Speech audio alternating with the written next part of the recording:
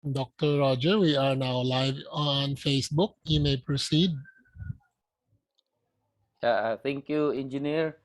Good afternoon, everyone, and welcome back to our second day of our conference. This afternoon, I saw in the list of participants, we have already here that two plenary speakers and one paper presenter. So we are set to begin the afternoon session with a plenary talk of Professor Ayan Parcon from Ateneo de Davao University, who will be discussing between deliberation and agonism, revisiting the normative reading of Philippine democracy. Uh, Ayan Parcon is a faculty of philosophy at Ateneo de Davao University. He holds a master's degree in applied ethics from Linköping University and the Norwegian University of Science and Technology. He is finishing his doctorate degree in philosophy at the Ateneo de Manila University. So friends, ladies and gentlemen, let us welcome the plenary talk of Professor Ayan Clark Parcon. Sir Ayan? Hey, good afternoon, Sir Roger, and good Good afternoon, afternoon, sir. everyone. So let me share my screen now.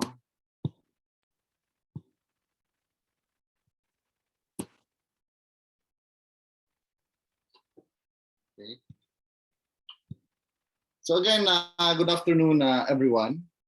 The title of my presentation is Between Deliberation, primarily focusing on the work of Habermas, and Agonism. So comparing it with the work of Chantal Mouffe, okay, as a way to revisit the normative reading of Philippine democracy. In a way, this is also an attempt to, if not totally synthesize, but perhaps provide some synthesis points of what has been discussed, although I was not able to follow the entire discussion, but I was able to listen to Dr. Okai's presentation, okay, as well as those earlier this morning. Okay. And I think this presentation of mine is one way to provide a certain level of synthesis. So this is the outline of my presentation. First, I will present the background, okay, of the study, of this research. Okay, and born out of the background would be the main question. Okay, and to answer the main question, I will have the thesis statements. Okay, and to provide more elaboration on what the thesis statement means, okay, I will provide supporting arguments. So, background of this study. Okay. The background of the study, okay, I think aligns us with the main theme of this conference, which is radical democracy, okay, okay, primarily that of the Philippines. And I think we can say, okay, to begin with, that Philippine democracy is one of the leading democracy in Asia, which where this position becomes more prominent during the post-authoritarian period, because we're able to do it without much violence, without much bloodshed, and we were able to install in the Constitution some of the freedoms that were deprived during the dictatorial period.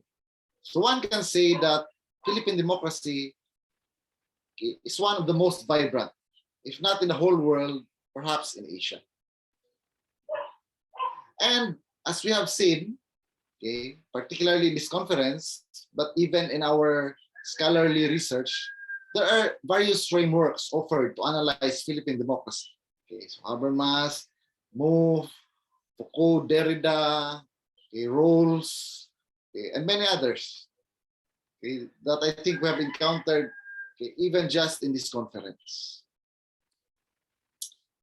So, in other words, this research is also an attempt to continue that trajectory of providing framework to analyze Philippine democracy. So it's an attempt to continue the story of democracy, particularly Philippine democracy, in its different unfolding, in its different developments. But this one will focus on the normative dimension. So something that aligns us with ethics or morality, okay, that leads us to what democracy should be. One of the prominent norms offered would be the deliberative view or the deliberative reading. And one that I have mentioned earlier, championed by Jürgen Habermas. His view, okay, I think there's no need to expound, but maybe to just reiterate briefly, because an extensive discussion of Habermas was already provided by Dr. Okay. Okay. The emphasis here is on rationality. Rationality or reason, because reason serves as foundation for, okay, the discourse principle. Okay. That is one way to state the intersubjective communication or communicative rationality, and develop into a discourse procedure. It assumes, okay, the generation of rational consensus. So that's basically, I think, in sum, okay, Habermas' theory, particularly his theory of deliberative democracy.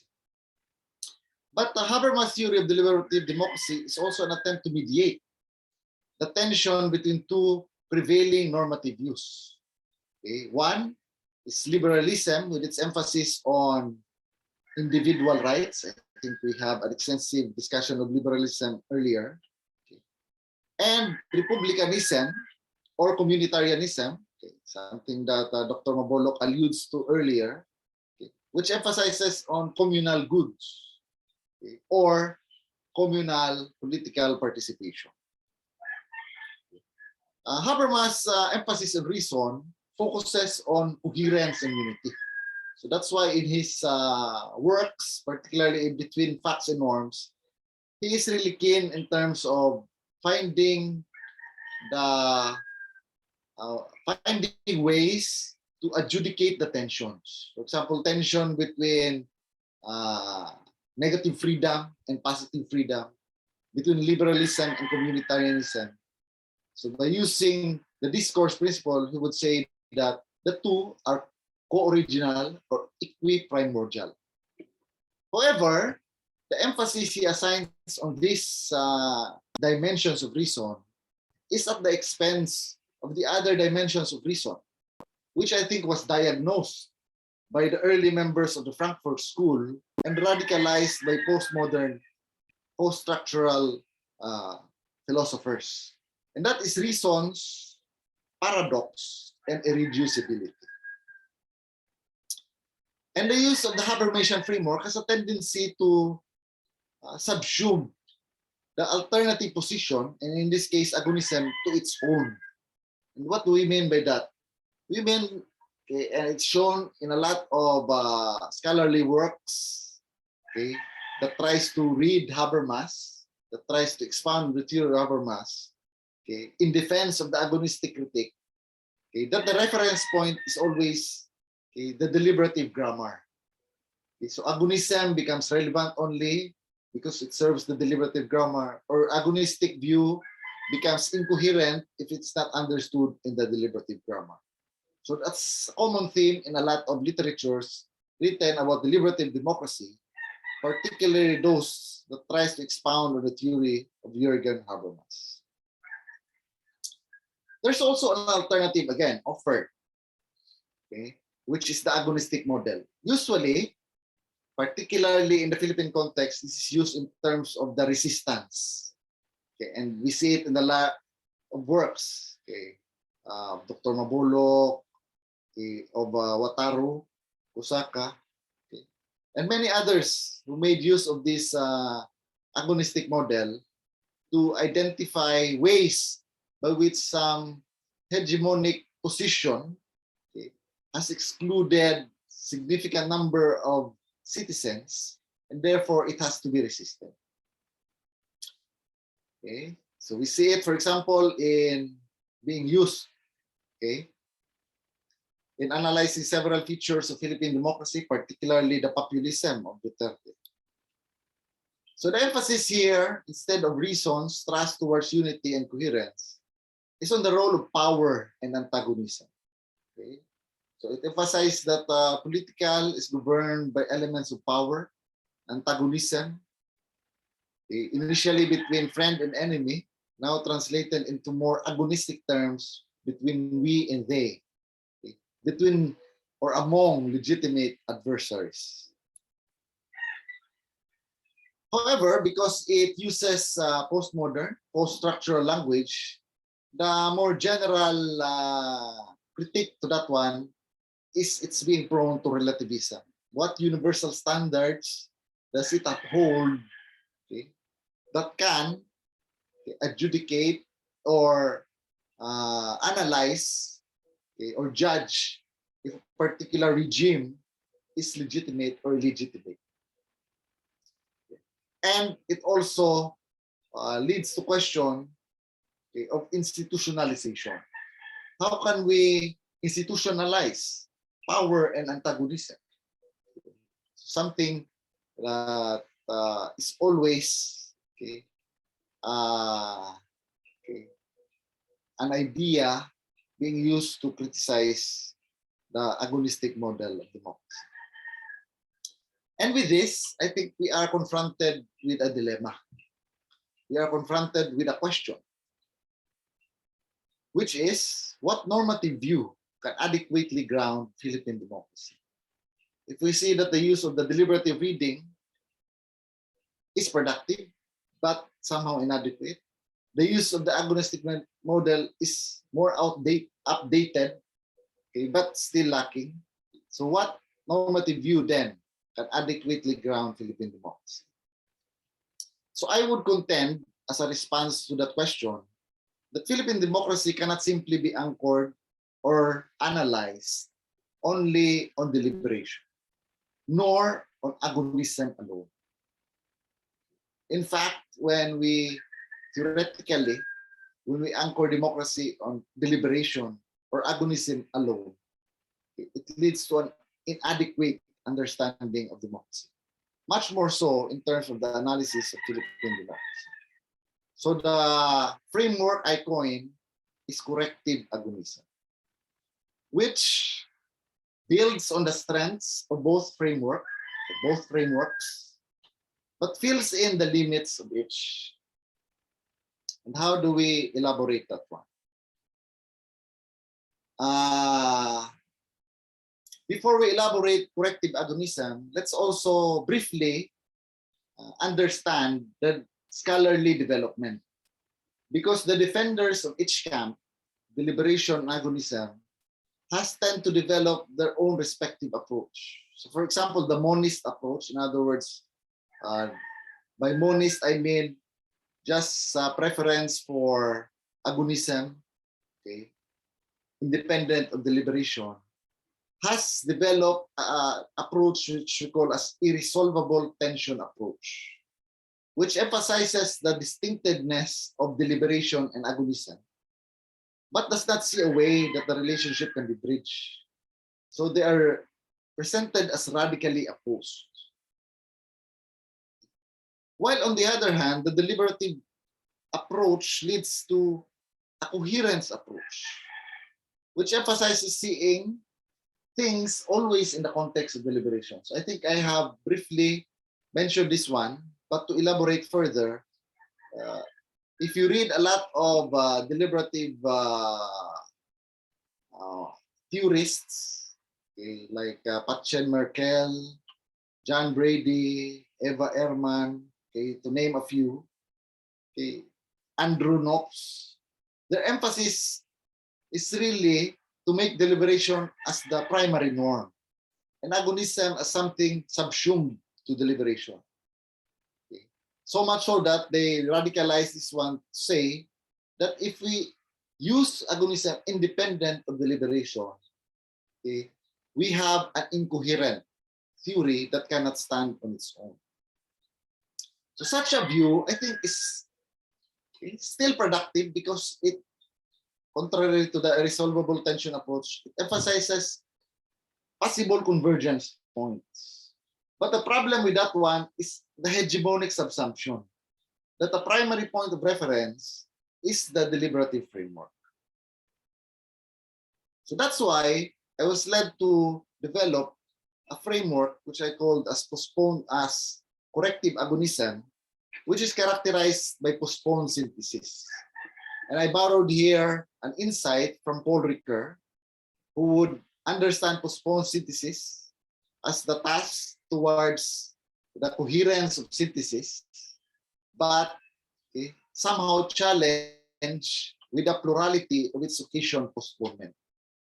So it's not just a combination that I am after, finding one, an amalgamation, or a clear coherent unity that deliberative theories are after. So I would like to see the relation between deliberation and agonism as a kind of tension. Because only through those tensions that a productive understanding of each theory, and in terms of their contribution to democracy, be realized. So for example, postponed synthesis of corrective agonism, first emphasizes on possible convergence points, but avoid hegemonic subsumption by working on a common theme. So I will try to expound on that one and contextualize that one later. But you can see in a lot of work, for example, Gulshan Khan, Ilan Kapoor would work on themes such as critical republicanism and third world politics, where despite their different views, deliberation and agonism is able to establish or expound on the understanding of civic republicanism and third world politics. The second feature of this corrective agonism is mutual correction. And what do I mean by this one? In other words, the tension between the two frameworks facilitates the improvement, of the understanding and the interpretation of each theories. So it means that deliberation, primarily that of Habermas, should not only be understood as a consensus-based framework, but a framework that also accommodates dissent, and in fact necessitates dissent or agonism to be able to more faithfully understand the intention of Habermas. So in fact, in my dialogue with Habermasian readers, they resist the idea of boxing Habermas as simply a consensus-based theoretician. On the other hand, the tension of the agonistic view with deliberation also facilitates a better understanding of its position. In what way? In a way that if we are doubtful that agonism does not account for institutionalization, then we are mistaken.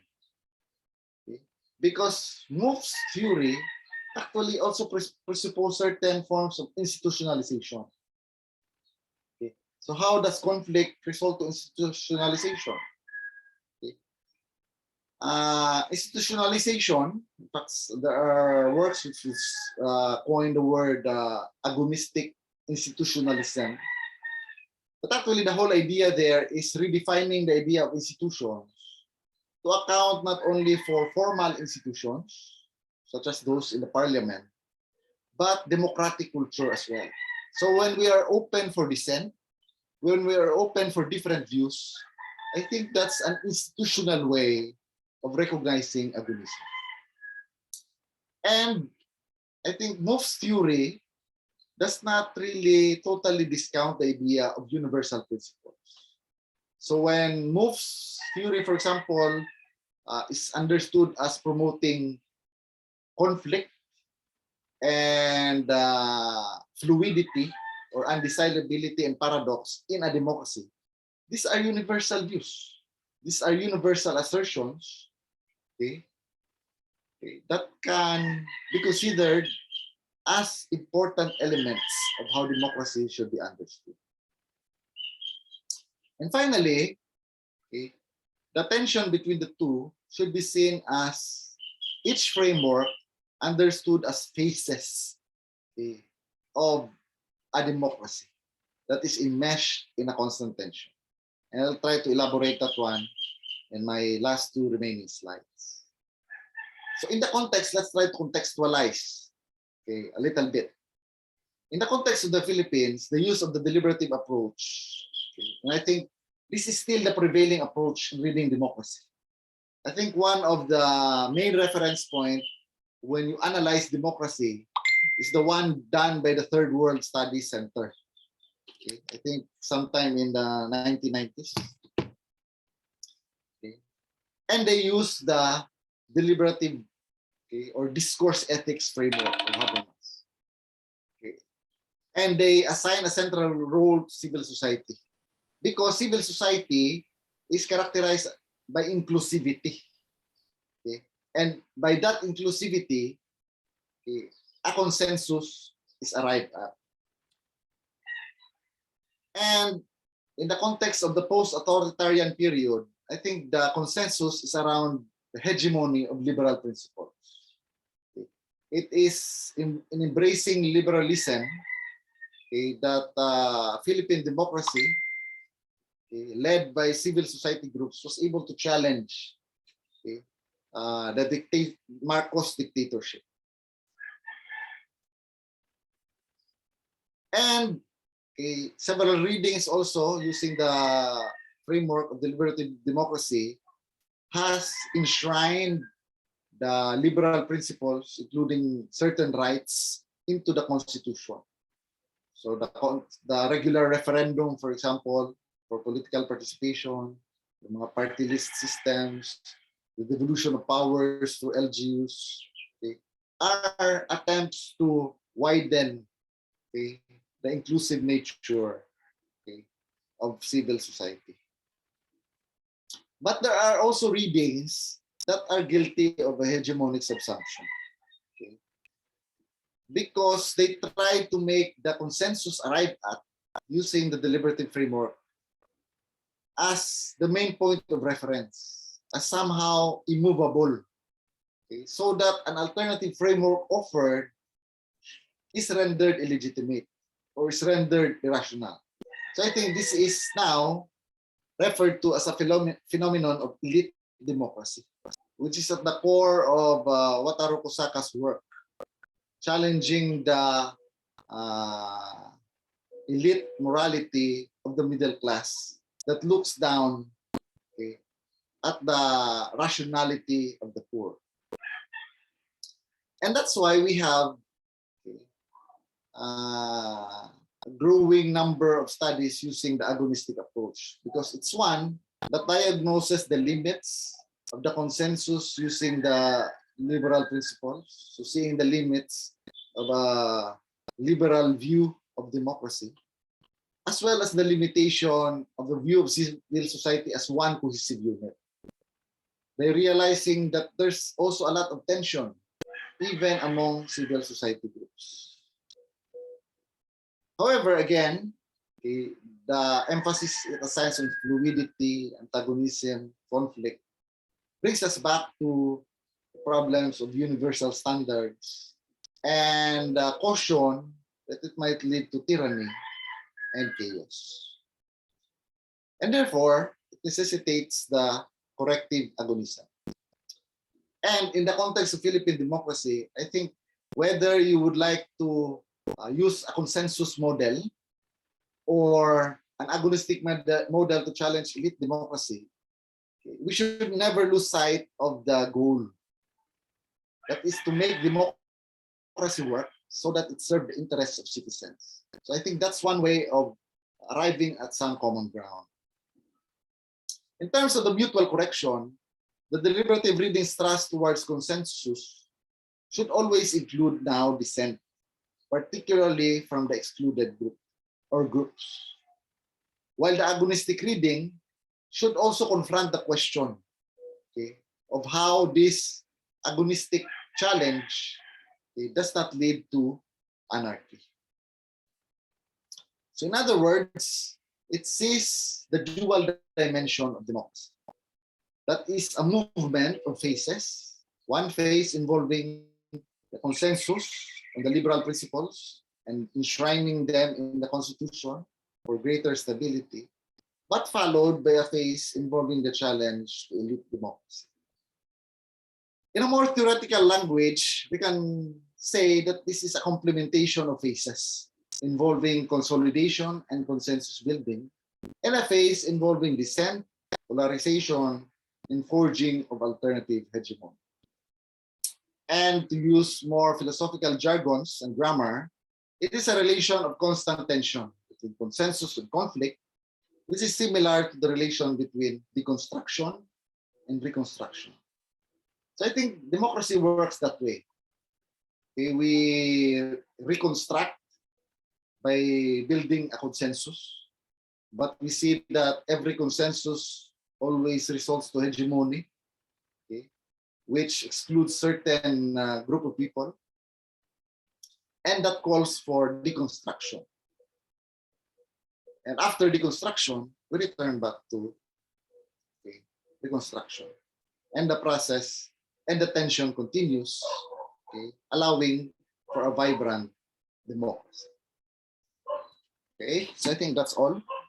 Thank you. Yeah, thank you so much, Sir Ayan, for that comprehensive presentation. Anyone from the group who would like to make a comment or ask question?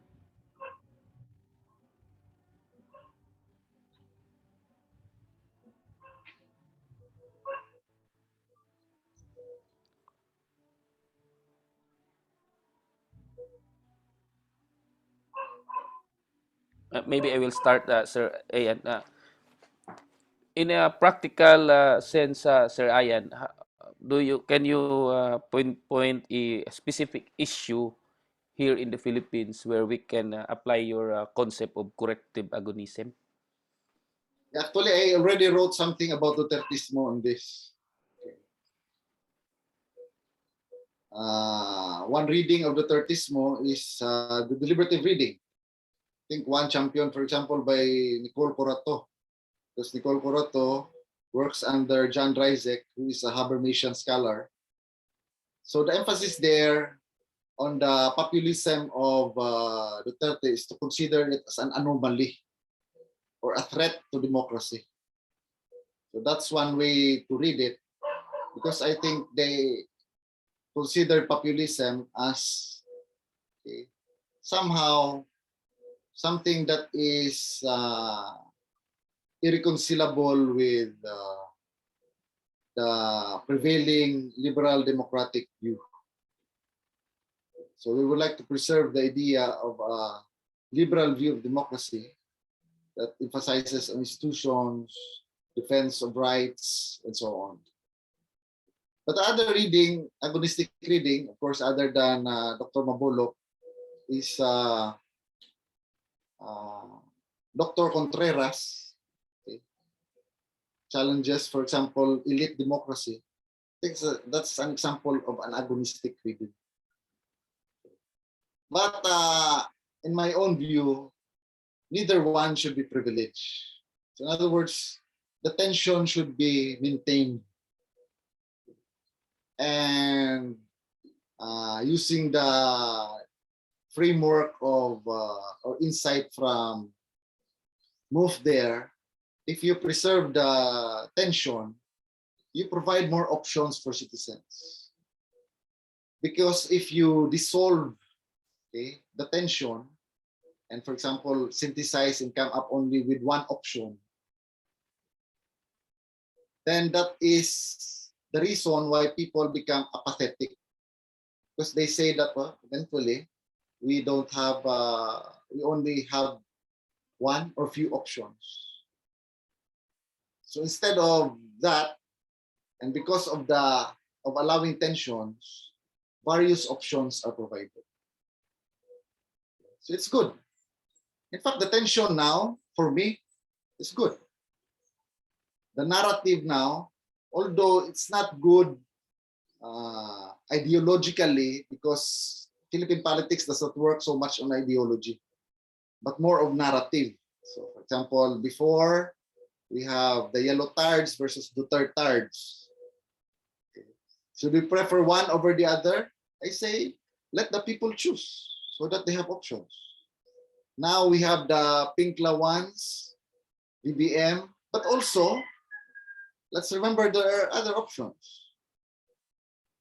Okay? In fact, some present some ideological positions, such as the SOCDEM, okay, or the Masa position, are still available. So I think that can only be made available if we allow the tension to play out. Thank you. Thank you so much, Sir Ayan. We have here Attorney Jamil Matalam. You are recognized, Attorney. Thank you very much, Sir Roger. Thank you very much also for the presentation, Sir Ayan. I heard that Sir Ayan successfully defended his dissertation yesterday. So congratulations. Maybe I'll call him Doc Ayan already. Thank you. So I don't know how would I ask this question, but maybe I'll give some brief context on my question. I really find it difficult. I really find it difficult to understand analyzing, let's say, politics, in this case, democracy, in terms of ideology, like liberalism and or whatever it is, in terms of ideology, like party, something like that. Okay, the way I look at it, is that democracy, let's say, modern democracy, is all about votes. It's all about in that case, it's all about numbers, gaining the numbers in order for a person to hold a political position. And in that case, the way I look at it, it's about aligning interest. So let's say if I'm a politician, for instance, I think it's more close to the idea of Arnel, which goes back to ancient Greek philosophy or ancient Greek culture, where politics is more of rhetoric. So if I'm a politician, I would make promises that would align with the interest of those that I would need. In this case, votes from voters. So it's more of, the way I look at it, it's more of aligning interest, something like that. So do you have any comments about this? That's it. Regarding that, that's That it. dimension. Okay. So, So thank you for the question, Attorney. Actually, you are valid, okay, in seeing that politics usually works in what we call as real politics, competition of power relation, or aggregation, parang majority rules. Okay. Both Habermas and MOVE, I think, would like to avoid that problem. And that's why they provide some alternative normative views. Okay. In the case of Habermas, parang consensus building should be the norm. Okay. But in MOVE, I find parang more appropriate views in MOVE to better understand not just aligning interests. Her idea is more of identification. Okay. So in the tension among different ideologies, people are provided with option. Okay. Parang ganun ba? Mayroong conservative, mayroong liberal, mayroong green. Of course, she does not discount that some ideologies might evolve. Like, for example, ngayon, populism is not an established ideology, but parang emerging ideology against liberalism. So what she's seeing is that there are competitions of ideologies. But it's still up to the individual where I would align. But it's not just cognitive alignment. Merong parang passion involved. Okay.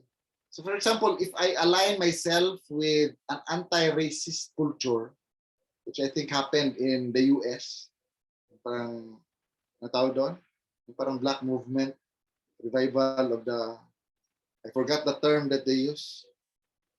Okay. So parang merong identification ba? Merong, hindi lang siya cognitive choice. Okay.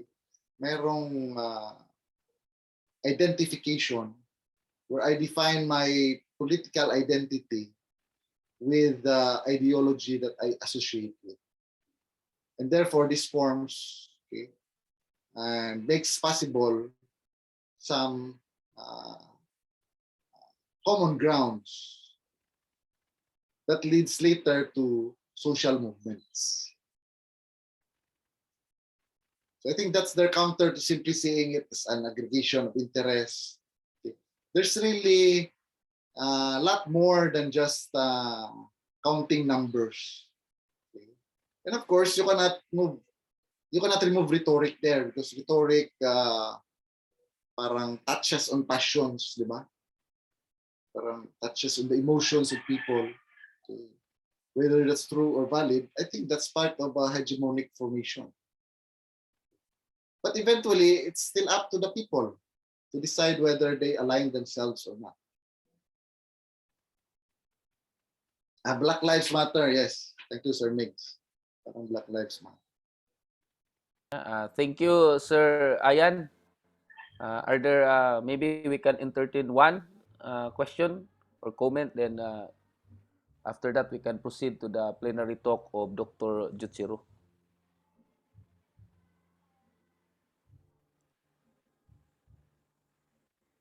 I think there is none. So once again, thank you so much, Sir Ayan.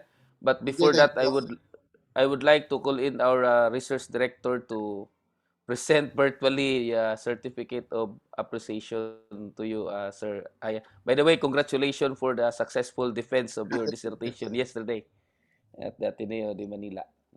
Your PhD in philosophy. Thank you. Doc Ana? Yes, Are you Dr. there? Chair. Good afternoon. Good afternoon, Professor Ian Clark Parcon. And thank you so much, sir, for sparing your time with us. It was such indeed a very, very rich information again. And congratulations also, sir, for successfully defending your dissertation.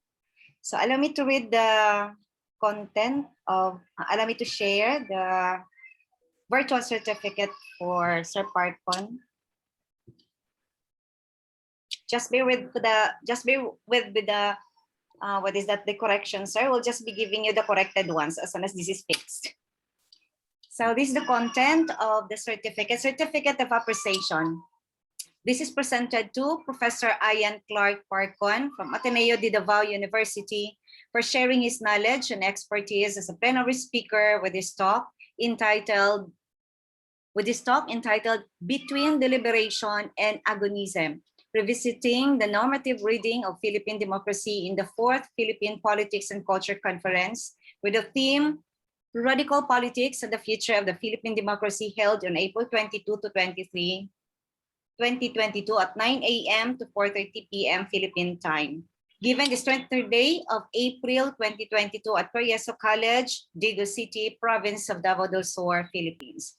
Signed, Reverend Father Dexter Veloso, DCD, President, Social Ethics Society. Signed, Dr. Annalisa Serbo, Director of Research and Publication Office, Jesu College Incorporated. Thank you, sir, and congratulations. Thank you. Thank you so much. Congrats again, Sir Ayan. And thank you, sir. Thank you. Doc Ana, you can, okay. This afternoon, we'll proceed with the next plenary speaker in the person of Dr. Juichiro Tanabe. Yes. He finished his doctorate at Bradford University in the United Kingdom. Yeah. And he is a faculty in international relations at Waseda University in Tokyo. And he formerly taught at Kumamoto University. Yeah. Dr. Tanabe will talk on the post-liberal peace thesis, building a holistic peace thesis that includes how the liberal West can transform itself. Okay. So welcome, and you have your time now, Dr. Juichiro Tanabe. So, okay, so can I share my PowerPoint slides, right? Sure, you can. Can you see it? Yes, Good. we can see it. Okay, now, so let me start, okay? Just a minute, sorry. Yeah, okay. So, Dr. Bayod, thank you for inviting me, and then thank you for, I want to say thank you to Professor Ryan, and then to this kind of very, very, honorable conference.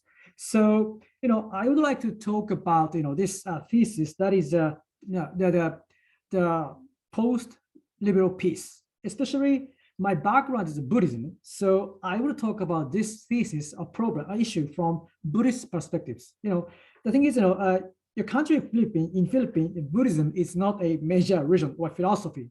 But I do hope, this post-liberal peace research, developed from a Buddhist perspective will somehow, to contribute to maybe future peace research or peace education in your country. So I do hope that. So anyway, I want to talk about this one, and I do share with my research results. Okay, right.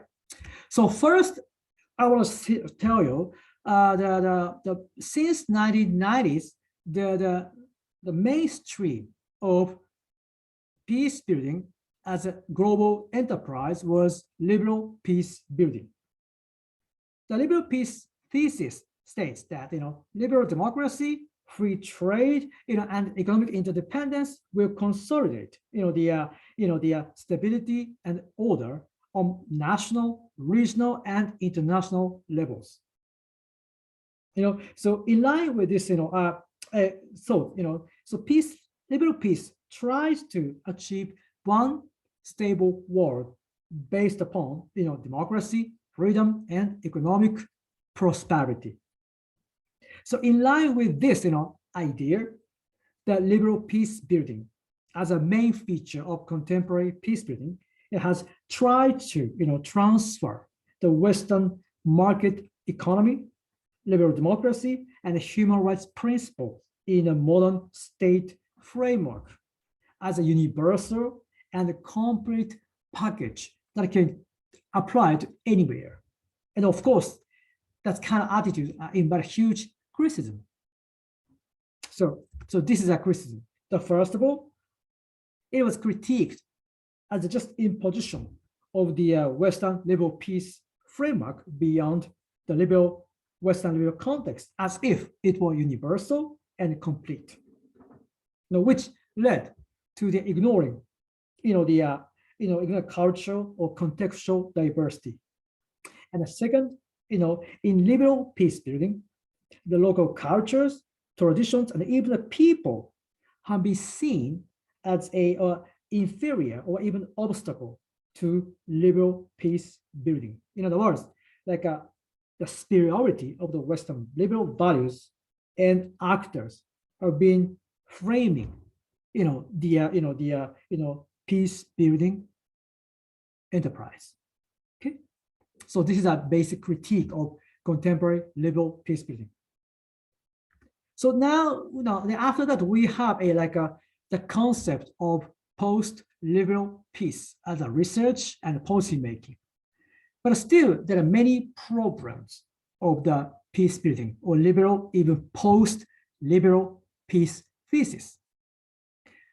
In my research, the most serious problem is in the West, there was an underdevelopment of the argument on how asymmetric relations between the West and non-West remains addressed.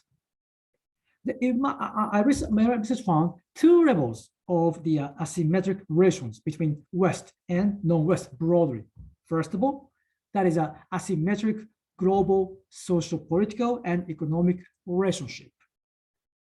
And equally important is the second one, that is an asymmetric epistemic relationship. I call it epistemic injustice. In other words, the liberal West enjoyed an unfair advantage or privilege in building the theories and knowledge as a reference point, which everyone, including me, are supposed to rely on for research, education, and policy making. So this kind of epistemic injustice has allowed the West to approach the global problems, including peace building, exclusively from Western perspectives, and silencing or marginalizing the non-Western epistemologies or their understanding of peace as equal values of Westerners. this is a very, very important point we have to face. So that's why, based upon this program, my research tries to discuss two things. We have only 30 minutes, but I try to present 2 points here today. First, I want to make a critical appraisal of the liberal peace from the Buddhist peace perspectives to present a holistic peace model that tries to combine Western liberal peace and Buddhist peace.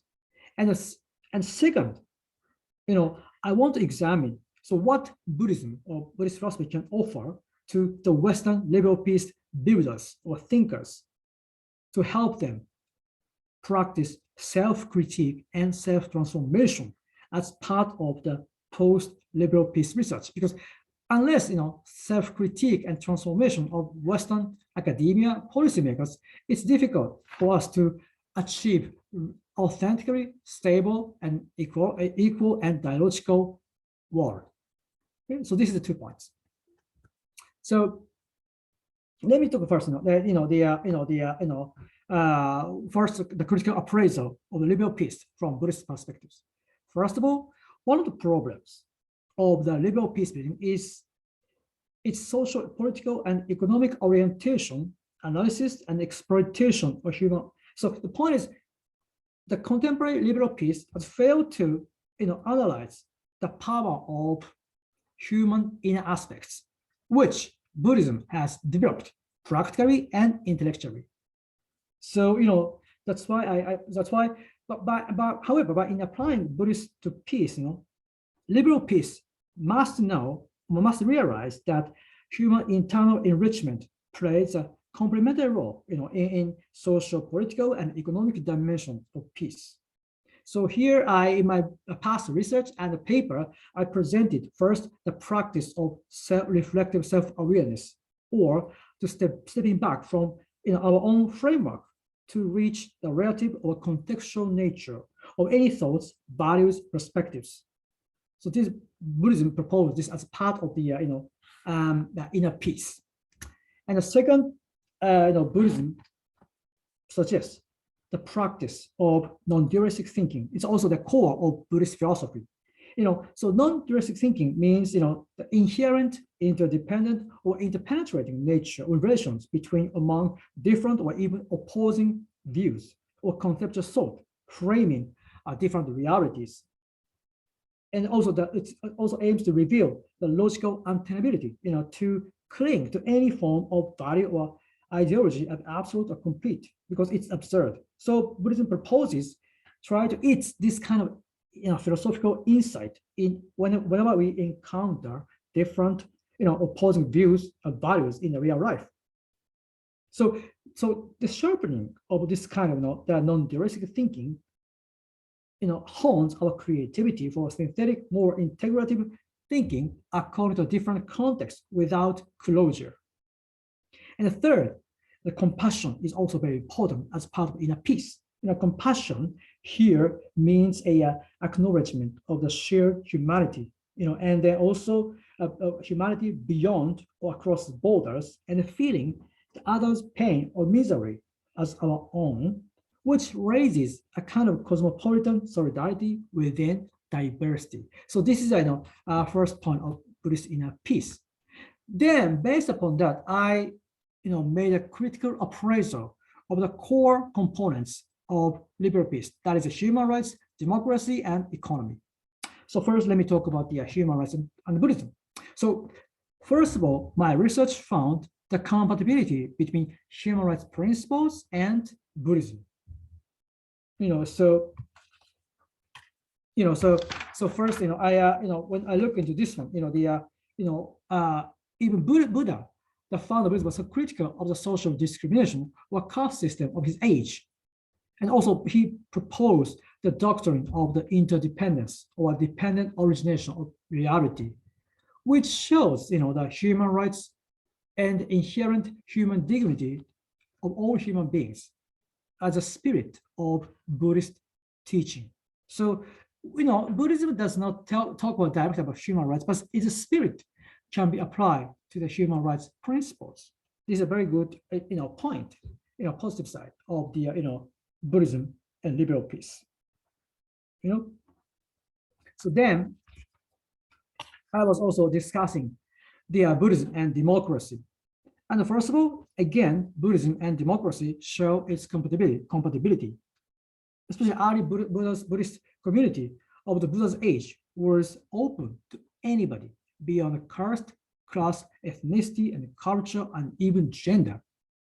And also, again, the doctrine of the dependent origination, that is a teaching of interdependence and interconnected relationship, underpin the human horizontal relationship between the people having a different backgrounds, values, and views. So we can see that, first of all, the compatibility between Buddhism and democracy. But while Buddhism shows compatibility with democracy, but it's critical of liberal democracy that emphasizes basically competitive elections and majoritarianism. Rather, Buddhism supports more dialogical democracy. Because it's it's opportunity to learn from each other and contribute to building a social values and goals beyond narrow self-interest. So Buddhism supports, first of all, this kind of the dialogical democracy as a foundation for stable society or nation.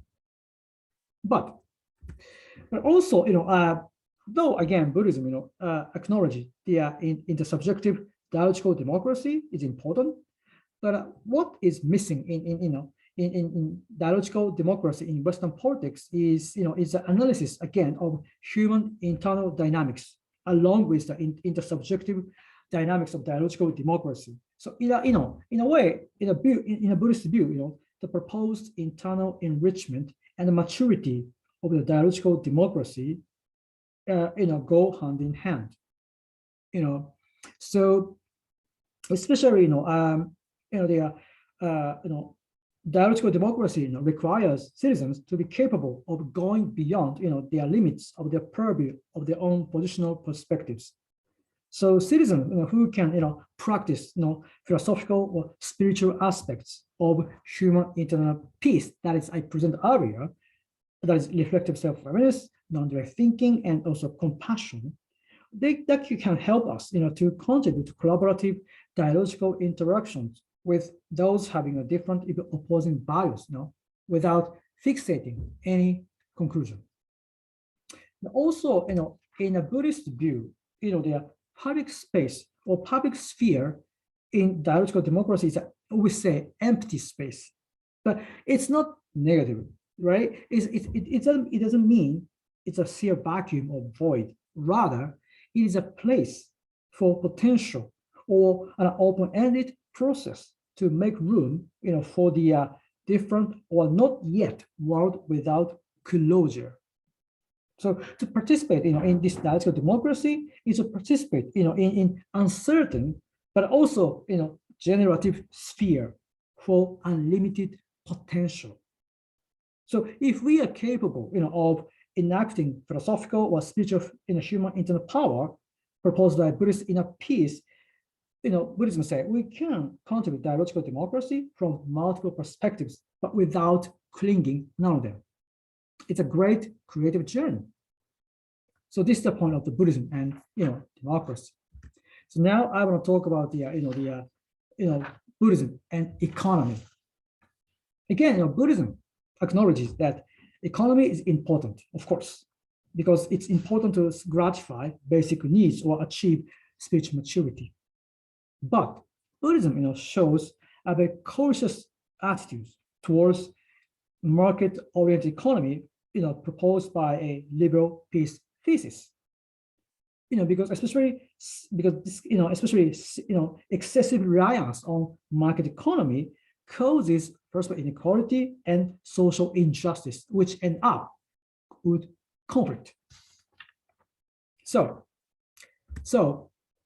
and also, this is a point again. Whilst the mainstream Western model of market economy tries to achieve material well-being, Buddhist economy aims to achieve more intellectual and spiritual maturity and minimum material fulfillment, such as gratifying basic needs. Because excessive material well-being is not necessary. We don't need that. These differences of the aims of economy, are reflected, by the different views of human nature between liberal peace and Buddhist peace. So whilst Western discourse assumes that human beings are rational, kind of self-centered beings who seek to, her or his own interest while being prepared in a way to act just in some case. But in the case of Buddhism, human beings potentially compassionate being based upon insight of reality. That is a Buddhist teaching of inherent interdependence of differences. And also Buddhists say through compassion and the Buddhist teaching of interdependence, human beings are capable of exercising restraint on excessive self-centered view or profit.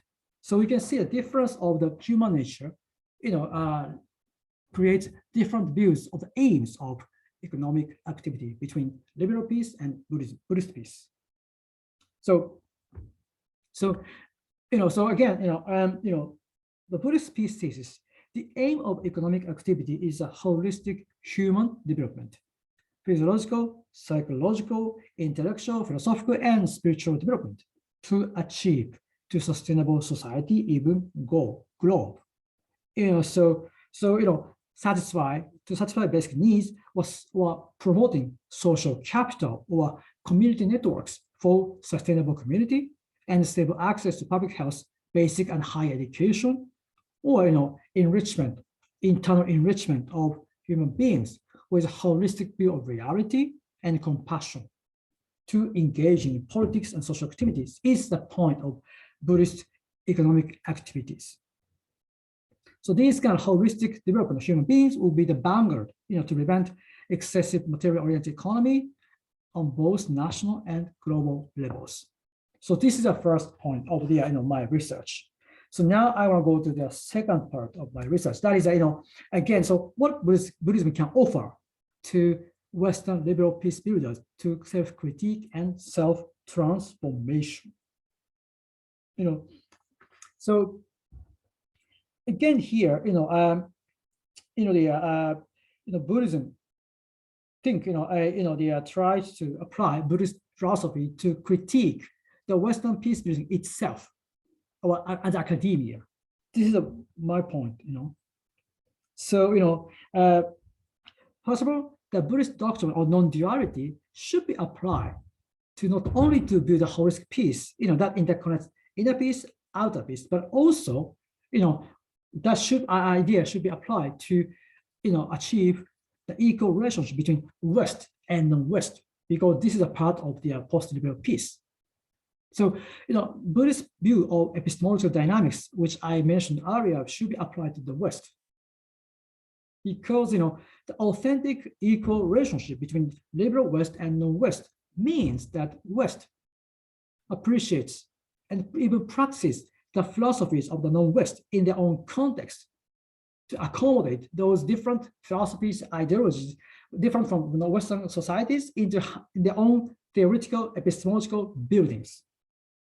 It's very challenging, but still I think it's very important.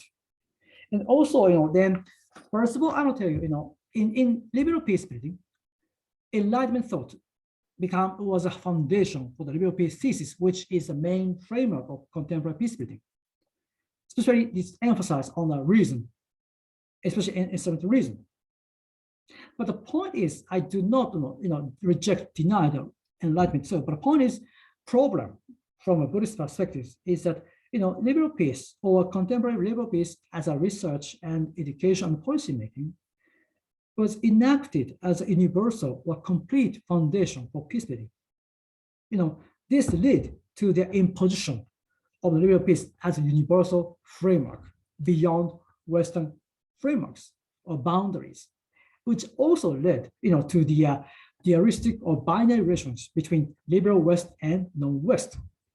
And also this kind of, absolutization of reason as the main only source for research, knowledge, policymaking led to the binary or dualistic relations between reason or other human epistemologies, including like a Buddhist, spiritual, philosophical ones, and even emotional ones. So this, dualistic thinking must be overcome. This is the point of my research. So again, point is, so Buddhism does not reject reason or some reason, framing liberal peace, but we have to, relativize it as only one of the human epistemologies in approaching the global agenda, including peace and conflict. So how we can do it? So again, here I want to propose to the West to practice the reflective self-awareness as part of the methods in their research to reveal, identify the false nature of every philosophical framework that pretends to give a complete or exclusive picture of phenomena, which hopefully controls the dogmatic disposition of knowledge. So, and I also want to talk about, this the reflective self-awareness and karma. I want to apply this teaching of karma to Western research. It's very sound odd, but still, from my research perspective, I want to try this one. So karma means a abiding pattern of values and intentions and actions, and also the fixed patterns of outcomes and opportunities we experience as a result of this fixed pattern. So once we have like a certain values, ideologies that we create in our frameworks, and that will affect, as a continuum of certain actions. So everything is interconnected. And also this karma teaching shows that values or ideologies are deeply embedded within social, economic, and political, cultural, intellectual, and even educational and technological institutions. And that also affect how we think or how we behave in societies. So the contemporary, social, political, economic structures, intellectual enterprises are all interconnected to create certain patterns or cycles. This, especially asymmetrical, this must be broken through.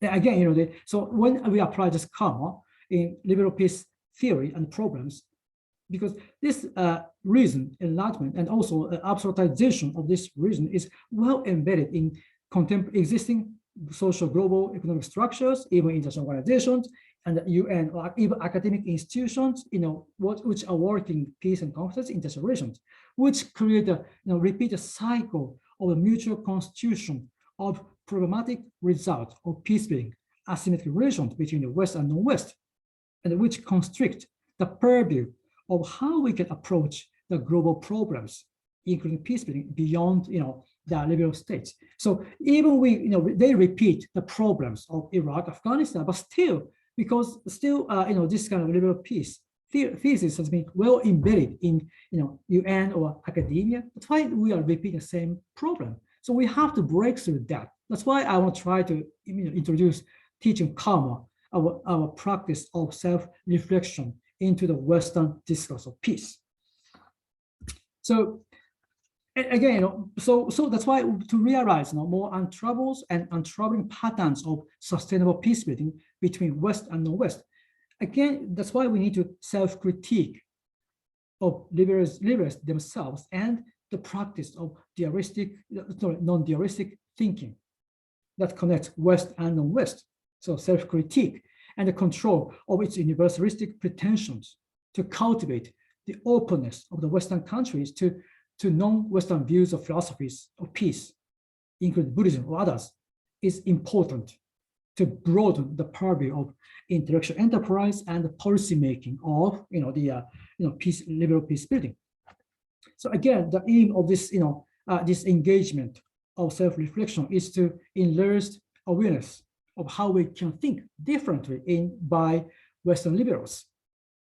So again, critique of reason as the only source of peace, and the recognition of the linkage between reason, liberal peace thesis, and asymmetric goals is very important. So this kind of non-dualistic approach to different sources or even wisdom of non-Western countries or cultures, philosophies to construct, contextual but transformative is very critical. So how we can build this, intercultural attitudes within liberal Westerners to listen to those having different philosophies, religious wisdom is a key point for post-liberal peace building. It's not easy, but we should try this kind of stuff. So in the end, so now I will say finally, the post-liberal peace research must be founded upon intercultural philosophy and dialogue for its own, intellectual enterprise and policy making. So here, intercultural philosophy means as a philosophical attitudes that no one single philosophy is the philosophy for whole humanity. It's a process of emancipation from all kinds of centrism. So it shows the untenability of any attempt to understand or practice culture or philosophy as a closed system. Rather, it means to build and consolidate the conditions for dialogue of humanity beyond the narrow limits of East and West dichotomy. It's not easy, but it's very important. Now, meaning Western liberal thinkers or even Western in academia must change itself. Otherwise, we're going to repeat the same problems, which we saw in Afghanistan or Iraq and other parts. So now, international relations or peace and conflict studies must be enacted as an intercultural philosophy and dialogue to make those subjects as more cosmopolitan enterprise beyond Western academia. So meaning more proactive critical dialogue or critique of the major IR theories or peace and conflict point from non-Western philosophies, religion, and traditions. So this is to be honest, is a very big challenge for conventional international relations and Western IR or peace and conflict studies. But from my research perspective, especially from Buddhist Karma perspective, teaching and non-dualist perspectives, these kind of new ideas, methodologies must be introduced to the Western academia, because many non-Western philosophies, religions, and traditions, including Philippine ones, can bring about some good positive change to within Western academia. Of course, this is a very still philosophical, theoretical stage. So I don't have my own concrete visions of what kind of cosmopolitan industrial relations or peace and conflicts for the future. But still, from this, my today's research point of view, I think this kind of meaning that Western liberals or Western academia in general must learn from non-Western perspectives to accommodate those non-Western knowledge and wisdom to make its own dynamic more cosmopolitan and intercultural. So mine was just only Buddhism, but I think we can try the same kind of research or approach from Islam or other cultures, philosophies and stuff. So we can try to make our international relations, peace and conflict more intercultural and dynamic and creative.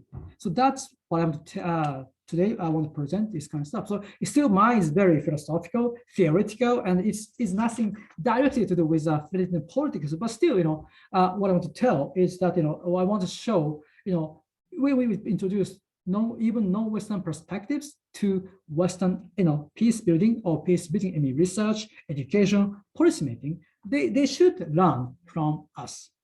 That's what I'm telling you. Oh, thank you for my listening to my lecture. Thank you.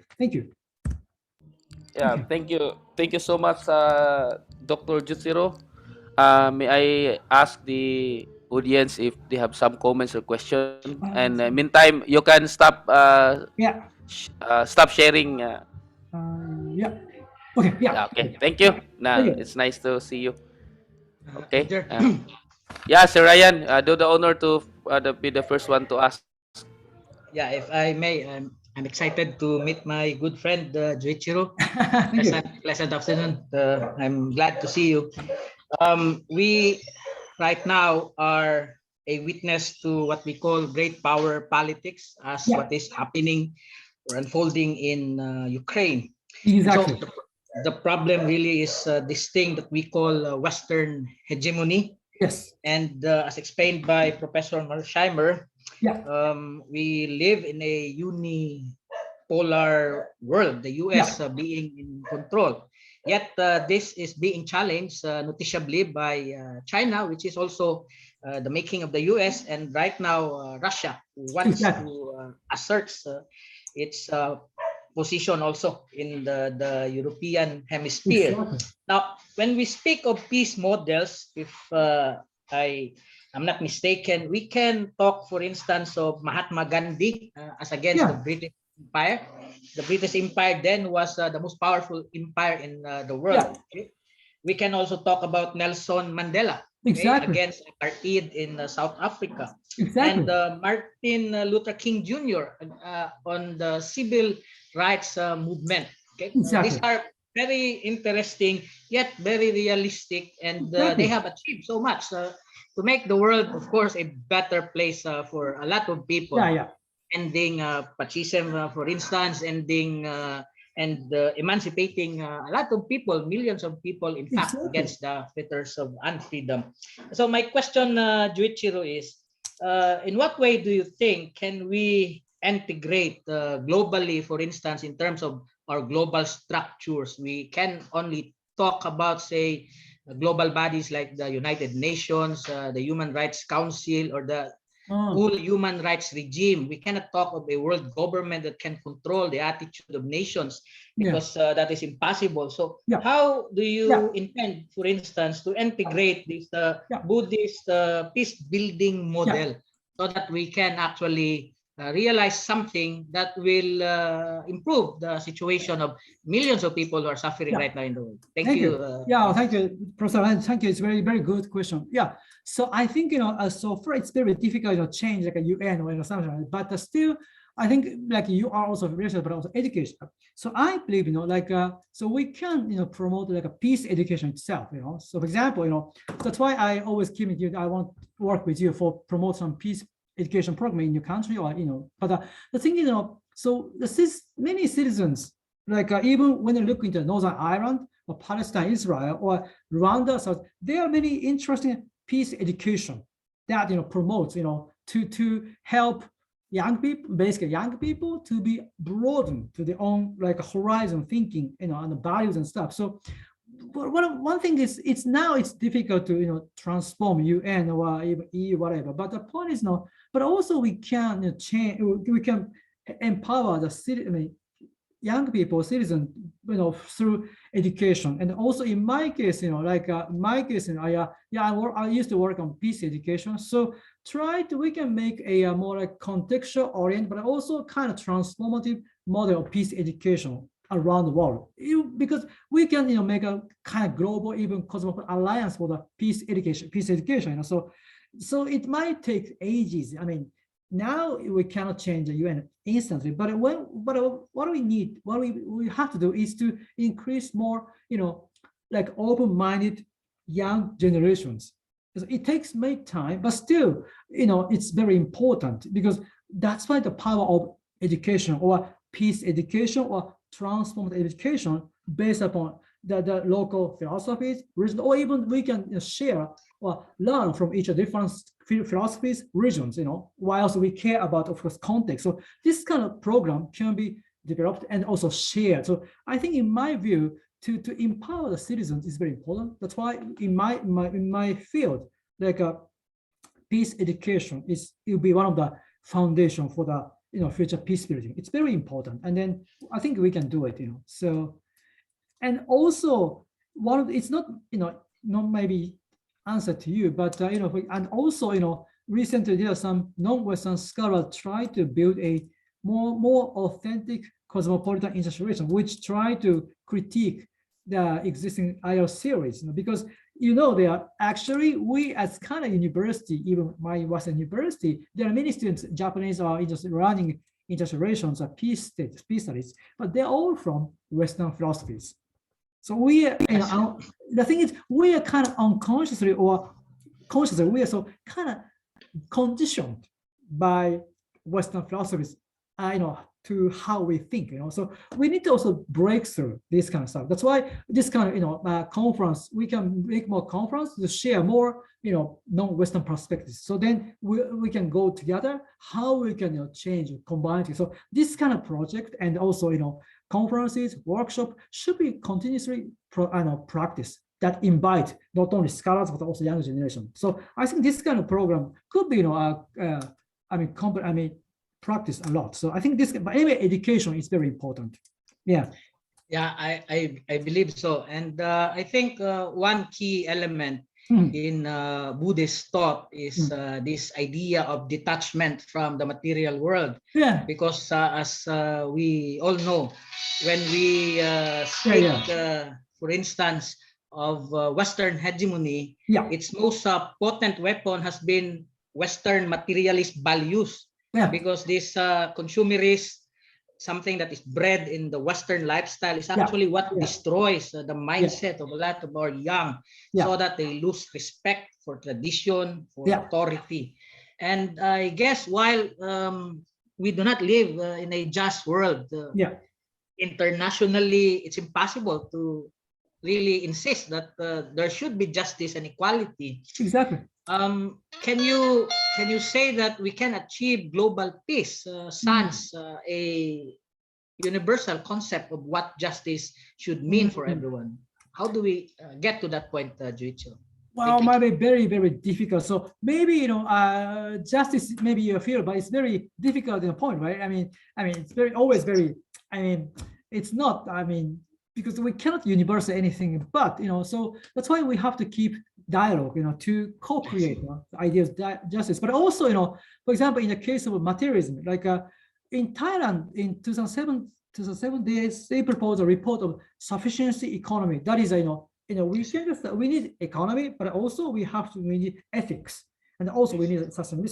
So they try to revitalize local community, local way of economy. So this kind of stuff should be promoted. But also I think in case justice, maybe we need to keep talking and dialogue. So sometimes we have to provide a provisional idea of justice. But also the point is always we have to be aware that any kind of justice can be provisional, contextual, but still we need to practice. Then we have to keep reflecting on the possible problems, and then we can reformulate and keep reformulating this kind of. So even peace is a very tricky one. So it's always we have to engage in a continuous dialogue without closure. It's very, very painstaking, but I think it's very, because maybe we have to, first of all, we have to understand reality as a process without closure. So that's why we have to keep thinking and keep dialogue, and then try to propose or co-propose, the ideas depending on different contexts. So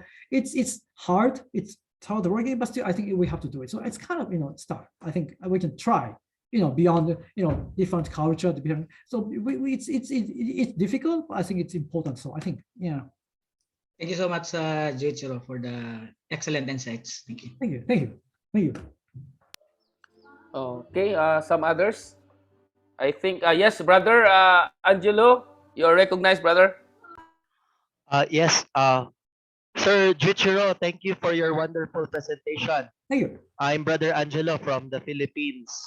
What struck me in your presentation is when you mentioned about the doctrine of dependent generation. Yeah. Yes, because I was reminded, because I studied under Dr. Alfredo Co, one of the prime sinologists here in the Philippines. So I learned Hinduism and Buddhism under him. Good. And my question is regarding this patika samuppada, this doctrine of dependent or interdependent generation. Yes.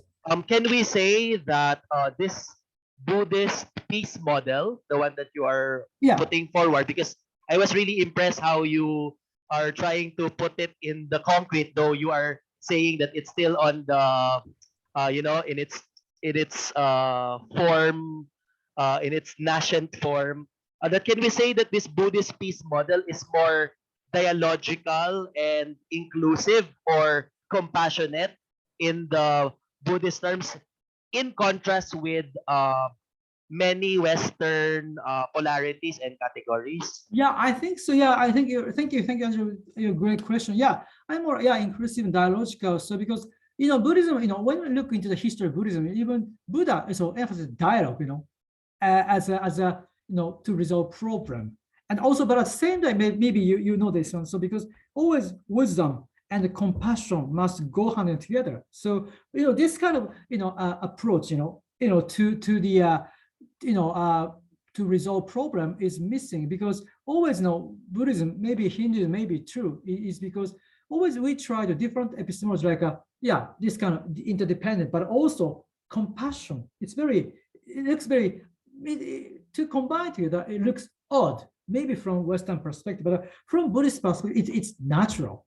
So we have to keep introducing these kind of differences, to Western world. I mean, I'm not sure if they're gonna listen to us, but still, I can say in my Buddhist case, more dialogical and inclusive. And but the thing is still I need to do more research, and then also I won't try my theories, models in some countries, but still I hope I can find some opportunity to try that. So yeah, but anyway, I think it's true. It's true. Thank you. Thank you so much, sir. Yeah. Thank you. Okay. Thank you so much. Thank you. I guess we have to proceed with the paper presentation, but before that, may I call in the Director of Research and Publication Office of CORIESO to present virtually the Certificate of Appreciation to Dr. Juichiro Thank you. Tanabe. Thank you. Hello. Hello. Sino to si Dr. Juichiro Tanabe. Yeah, Hi, sir. Good afternoon, and thank you so much for gracing your time with us. So allow me to read now the certificate that we're going to hand in to you virtually. Please allow me to share this here. Thank you. Thank you.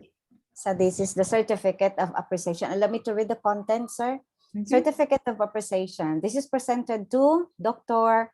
Juichiro Tanabe from Waseda University for sharing his knowledge and expertise as a plenary speaker with his talk entitled Post-Liberal Peace Thesis, Building a Holistic Peace Thesis that includes how the liberal West can transform itself, in the 4th Philippine Politics and Culture Conference with the theme Radical Politics and the Future of the Philippine Democracy, held on April 22 to 23, 2022 at 9 a.m. to 4:30 p.m. Philippine time. Given this 23rd day of April 2022 at CORIESO College, Dagu City, Province of Davao del Sur, Philippines. Signed, Reverend Father Dexter Veloso, DCD, President's Social Ethics Society. Signed, Dr. Annalisa Serbo, Director, Research and Publication Office, CORIESO College Incorporated. Thank you so much, sir, and congratulations. Thanks a lot. It's my honor. Thank you.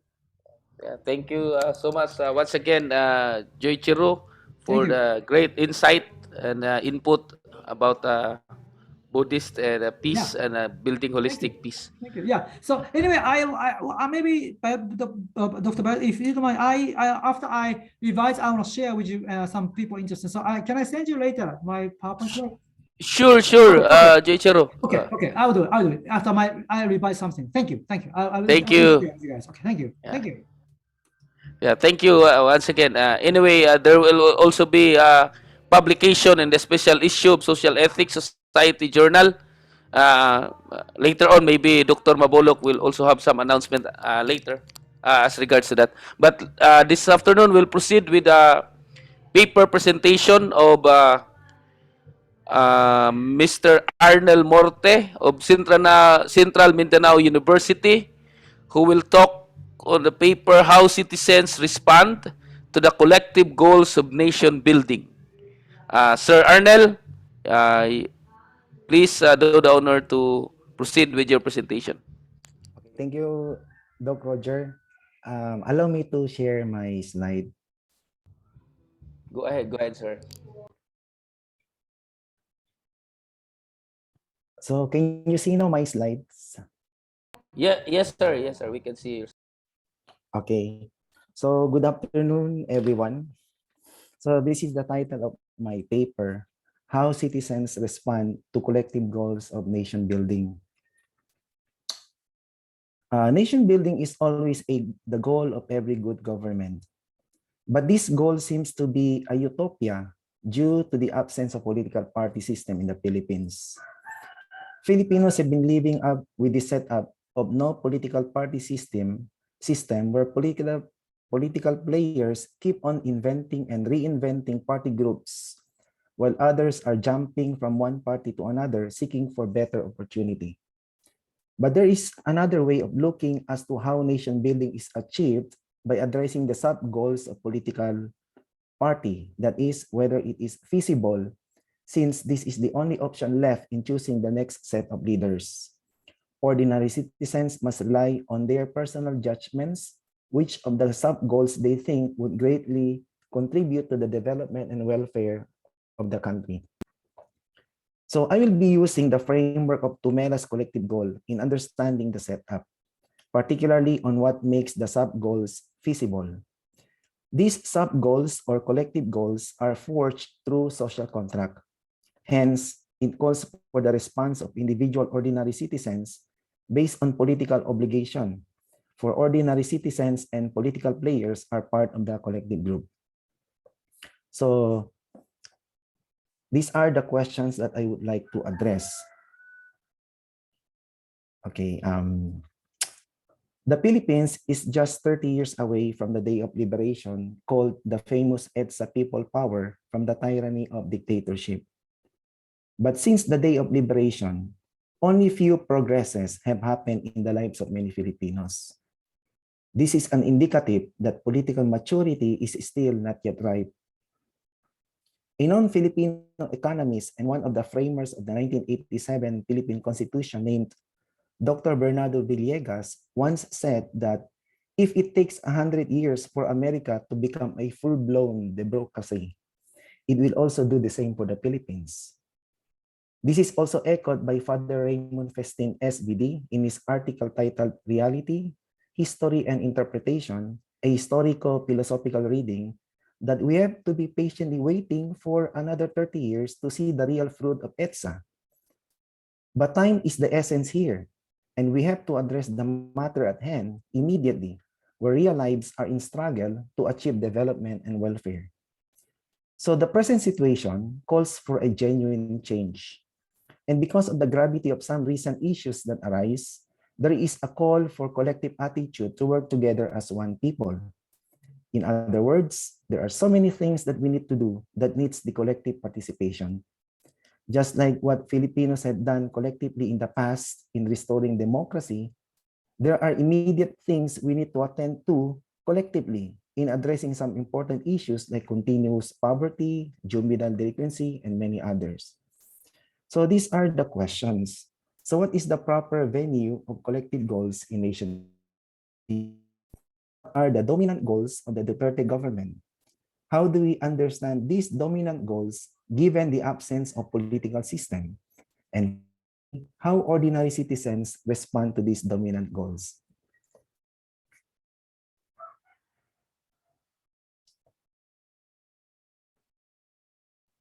Okay. So platforms of political party. Nation building is a task of every Filipinos, whether one is a political player or an ordinary citizen. But the burden of carrying such great tasks must be on the shoulders of political players, since they are public servants who give their lives to serve the public. In democracy, power emanates from the people, which is given to the political players to be exercised on behalf of them, since it is a government of the people, for the people, and by the people. Hence, with the power vested on them, they have all the resources at their disposal to put into realization the tasks that have been dreaming by the people. The starting point of nation building is when political players affiliate themselves to a certain political party with a clear and doable platform. The platform is the reason of being or why their political party exists, and the politicians themselves are the embodiment, representatives, and reflections of what their party stands for. Hence, these politicians are the face of the party and the future of the party.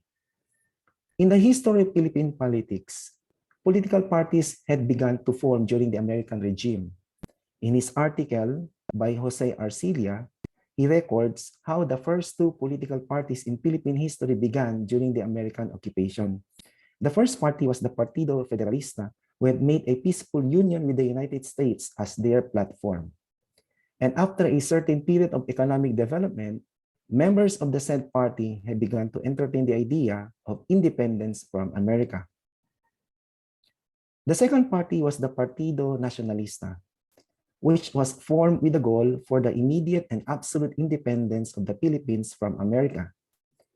For Arcilla, the primary goal of Nationalist Party is to change the form of government and not for the development of the country. So the difference is very clear that sometimes platforms are not for the development and welfare of the public. Eventually, there are other political parties evolved because of factions from within the party. For instance, during the 1992 election, the Nationalist Party has broken up into three factions.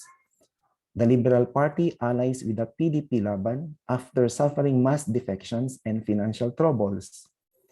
Some parties of the different political party defect from their mother parties and join the administration party. This political move that is jumping from one party to another is known as party switching and political turncoatism.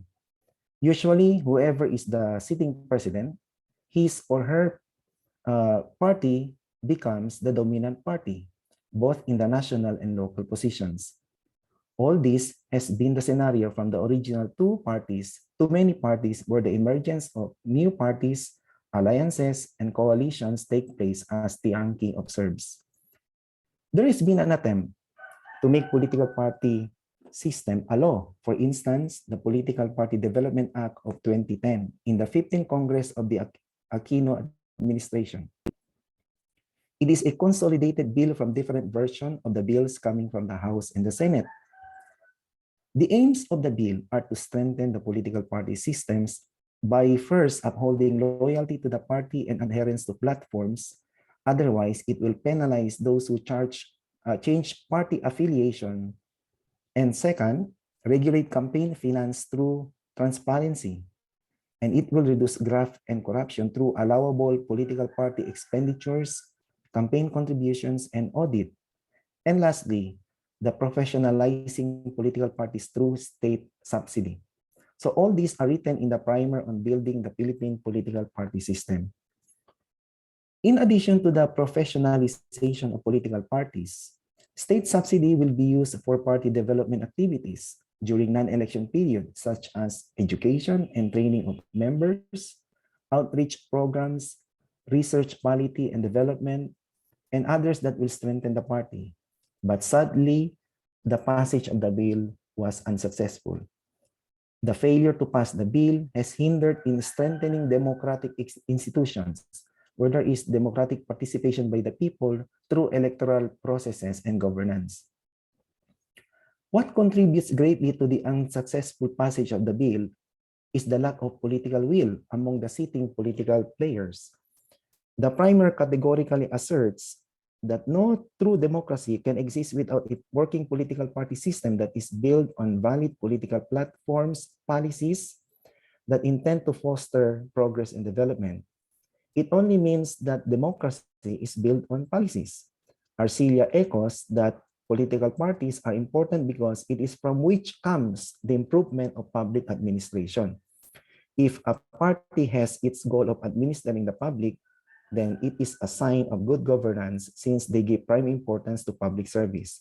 In other words, public service is neglected when a party focuses on not on the administering the public.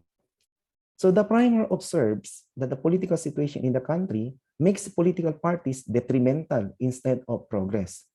For Benjamin Labastin, I got there the three frameworks that seem to work for the disadvantage for political parties without a system, like the patron-client factional framework, neocolonial or dependency framework, and the elite democracy or patrimonial framework. So the presence of elites in politics is one of the contributing factors to the detriment of good governance. They are either holding public offices or manipulating their clients or public servants for their economic interests and at the expense of the ordinary citizens. So later, this elite become as the oligarchs in the post-martial law years.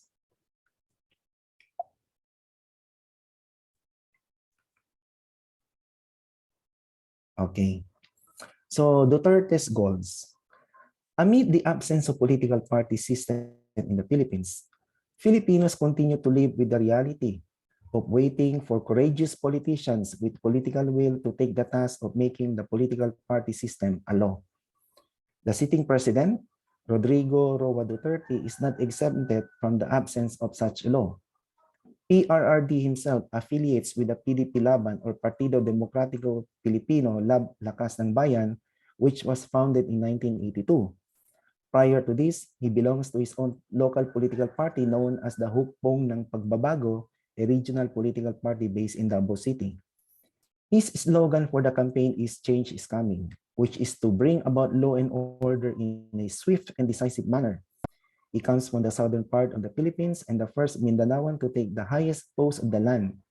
He is a mayor for some decades in Davao City, which was once a place of communist infiltrated and crime infested. He then later transforms the city into one of the livable and peaceful cities in Asia. So with this accomplishment, it becomes one of his social capitals that brought him to Malacanang Palace. At the top of his campaign goals are drugs, criminality, and corruption. He always emphasizes these goals since society is stricken with such kind of problems. He sees the problems in his own locality when he was still the city mayor of Davao City. Aside from those goals are other goals of PRRD's party such as economic governance and the peace process in Mindanao. But the first three goals are what PRRD is always reiterating and promising the Filipinos to eradicate them on a certain period. With these campaign goals, he is successful in convincing the majority of Filipinos to vote for him. Now, to make sense of PRRD's goals, one of the top pollsters in the country named Ronald Holmes has presented a survey data that Filipinos from different classes have contributed to PRRD's presidency or victory.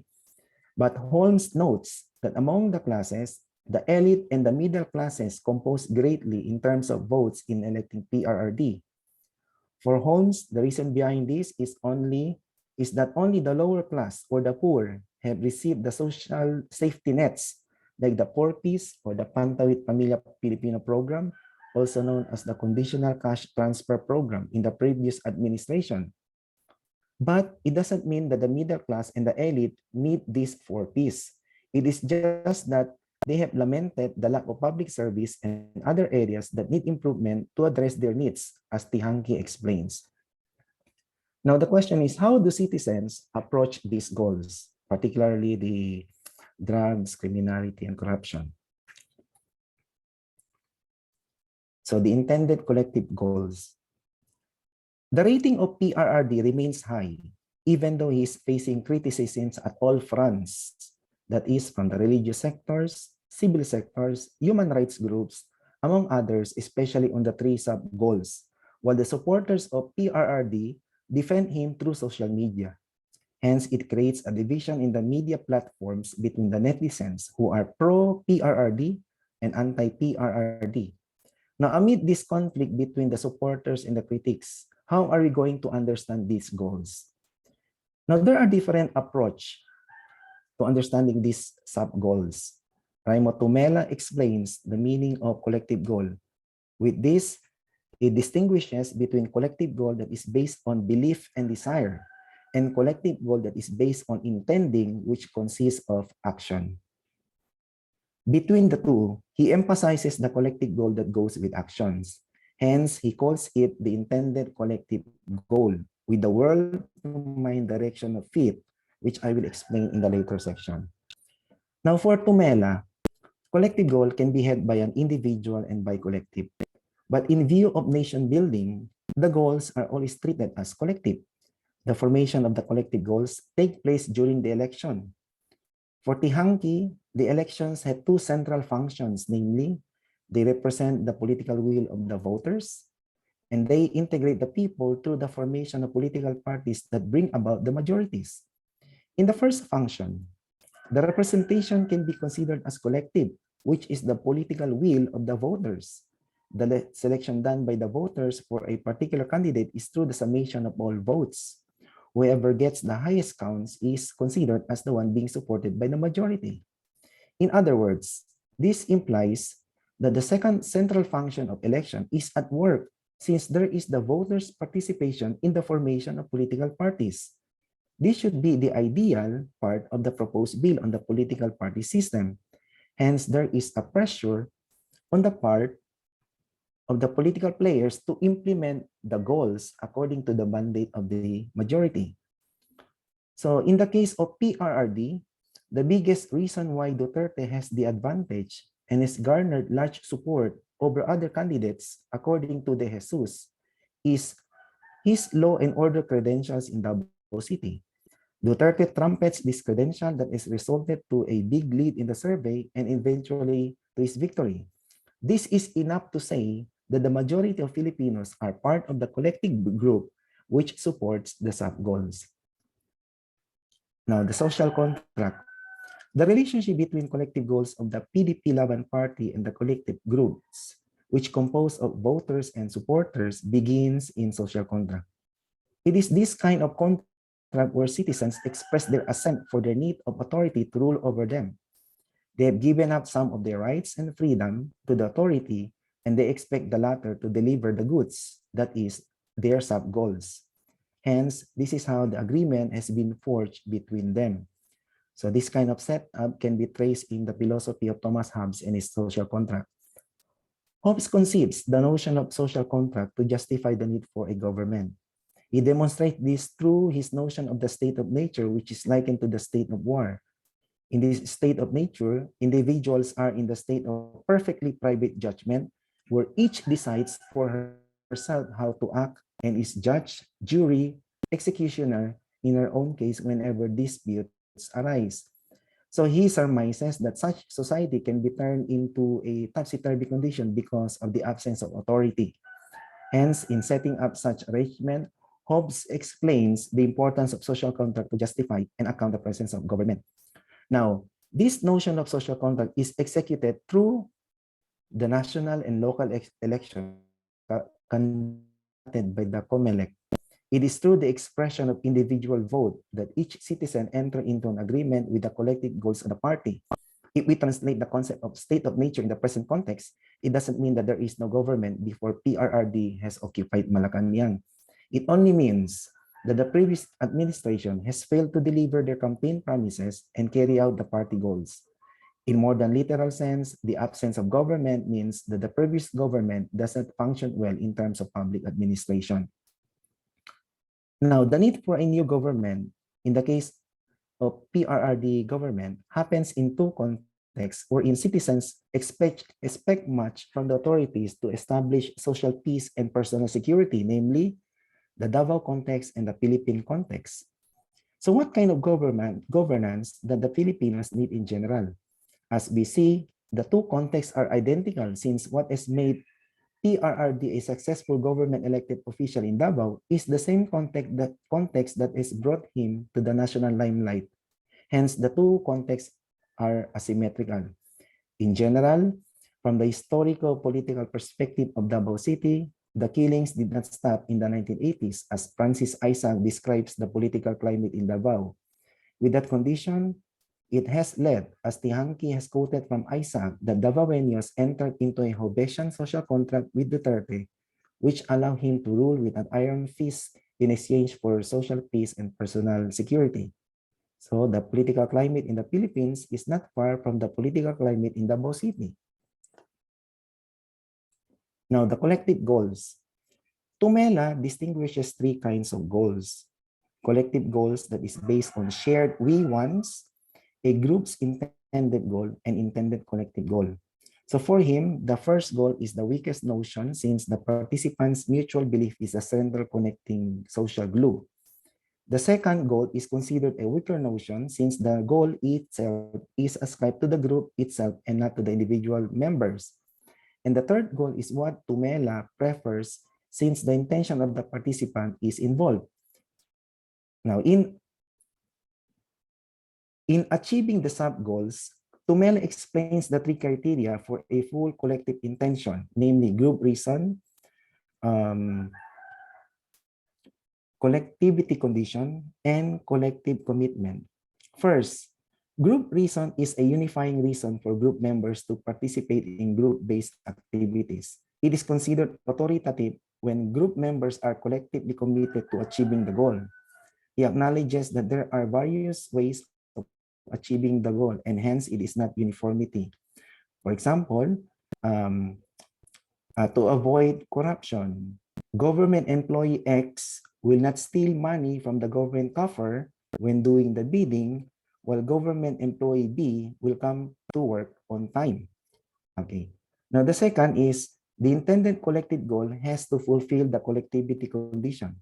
This condition has synonymous terms such as necessarily in the same boat, necessarily stand or fall together, necessarily share a common fate, and all for one and one for all. This condition has the direction of faith in which the outcome is determined by the relationship between the world and the mind. The direction of faith is world to mind, in which the responsibility of the political players and the ordinary citizens must match the content of the collective group's goals. It means that both politicians and the citizens must fulfill the collective goals faithfully, since it is not the content of the collective goals must adjust to their beliefs and desires. At the same time, both of them must satisfy each other, or else their collective actions are asynchronous with the goals. So this is the formula of the collectivity condition. So for Tumela, this collectivity condition concerns the members of unstructured groups, where the having and the satisfaction of the goal distributes to the members. Indeed, there is no structure of the group of voters and political players in the strict sense of the term.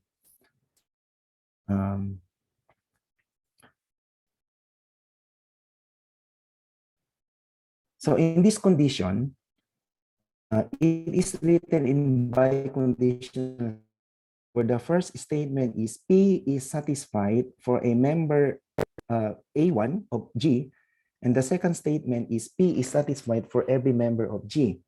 Now, the satisfaction of the group is not for the individual members of the group taken separately, but it should be for all members collectively, simultaneously, and interdependently as co-members of the group. So on the conceptual ground, the satisfaction of A1 entails the satisfaction of all members of the group and vice versa. Now, it is usually in the middle of the term of any administration that some of the supporters drift apart from the collective group, since they find some inconsistencies among the implementers of the collective goals. Hence, the collective group of PRRD is decreasing in number. But amid the decreasing number of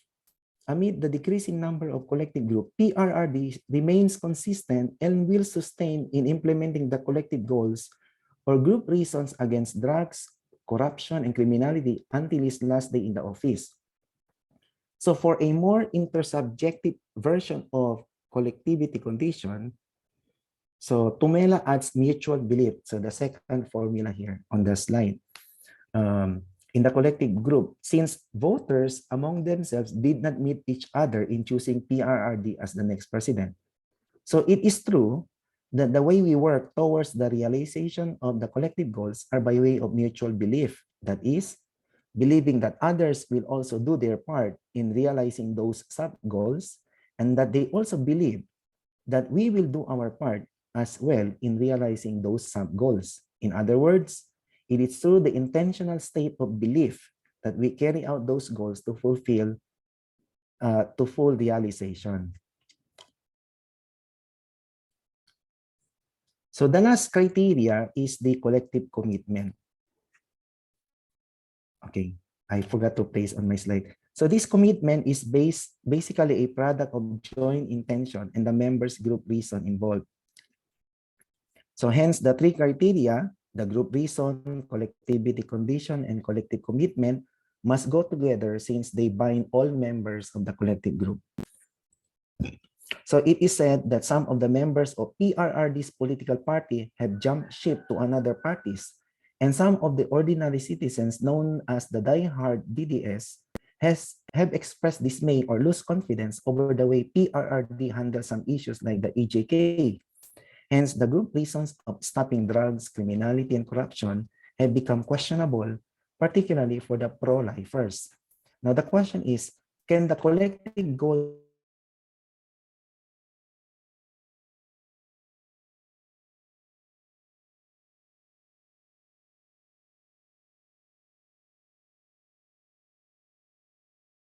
so this is the last part, the citizens' response.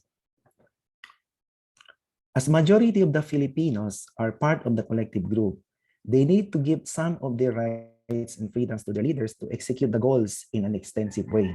Otherwise, to obtain basic security and personal peace become impossible. So with great power, leaders are now having the resources or machineries to carry the task. But the task is limited to political players alone, since ordinary citizens are bound to these sub-goals as well. In other words, they are part of the collective group. Okay, having said this, let us entertain the idea on how the citizens respond to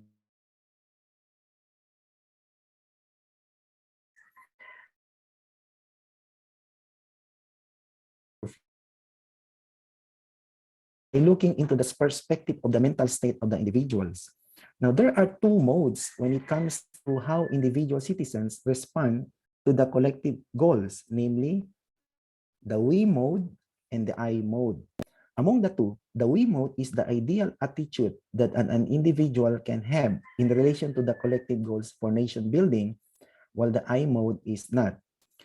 So in the we mode, the attitude of an individual is that one functions as a group member, while the I mode, the attitude of an individual is that one functions as a private person. In the we mode, one considers oneself as being bound by and committed to what is collectively accepted and subject to collective commitment within the group, while the I mode is not. So the I mode is not obliged to follow the three criteria. The notion of we mode is fully complements with the notion of intended collective goals, since they have the same criteria of group reason, collective meeting condition, and collective commitment.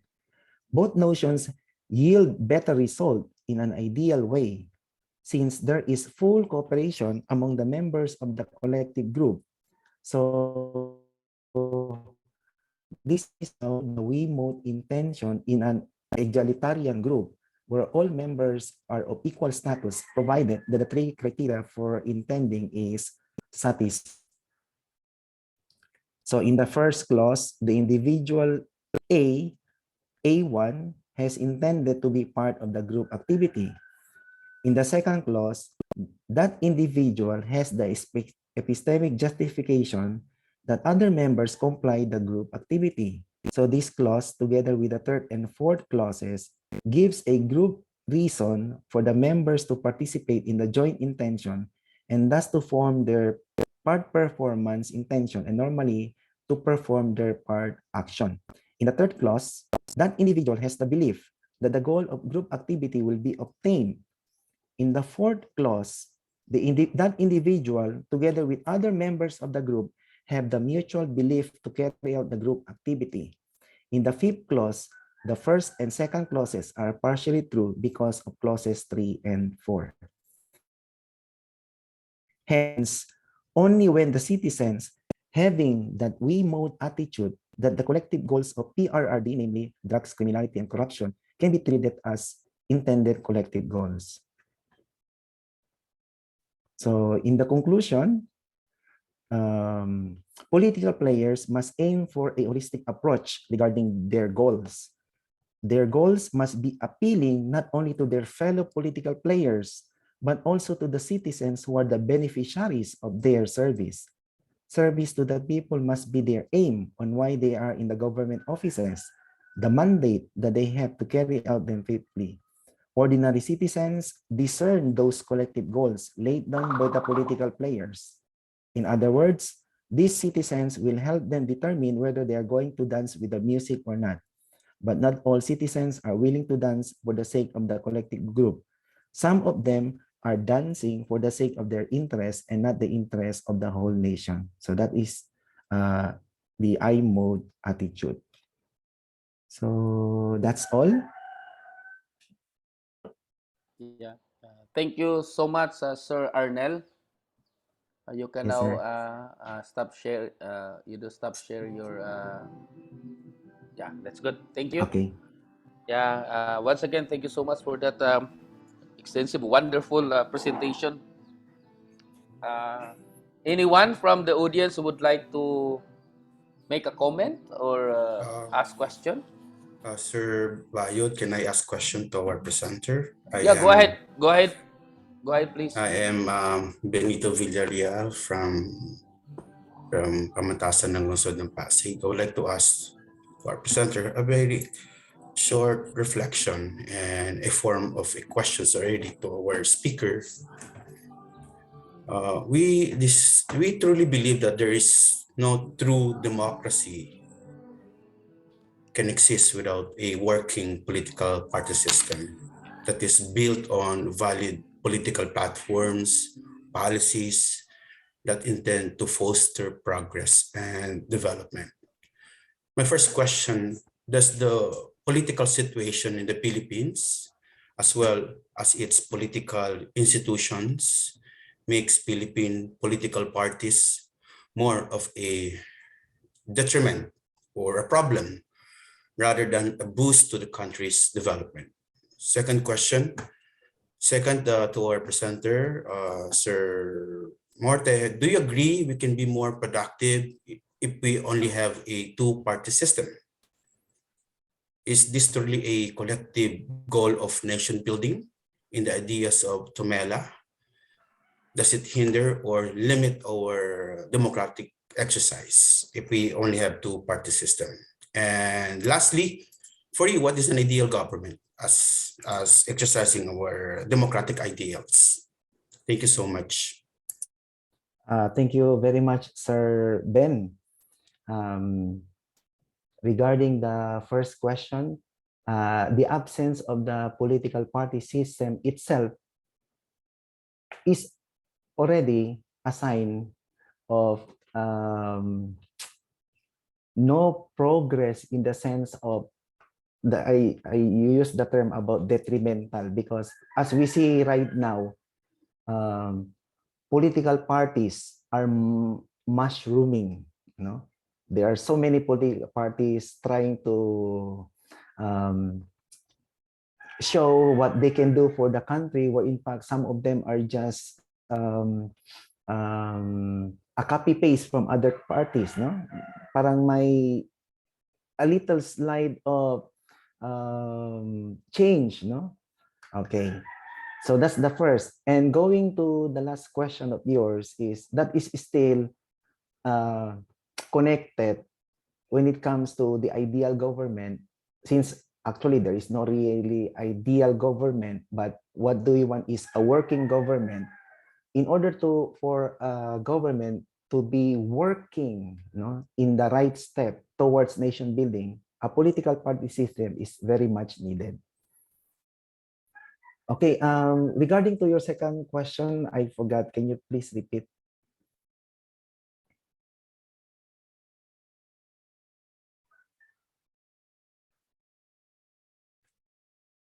You are muted, Sir Ben. Thank you so much. Sorry for that inconvenience interruption. Okay, second question is our country can be more productive if we have only a two-party system? And does it reach the idea of the collective goal of nation building in the ideas of Tumela using a logical conditional statement? And as well as, does this two-party system limits our democratic exercise?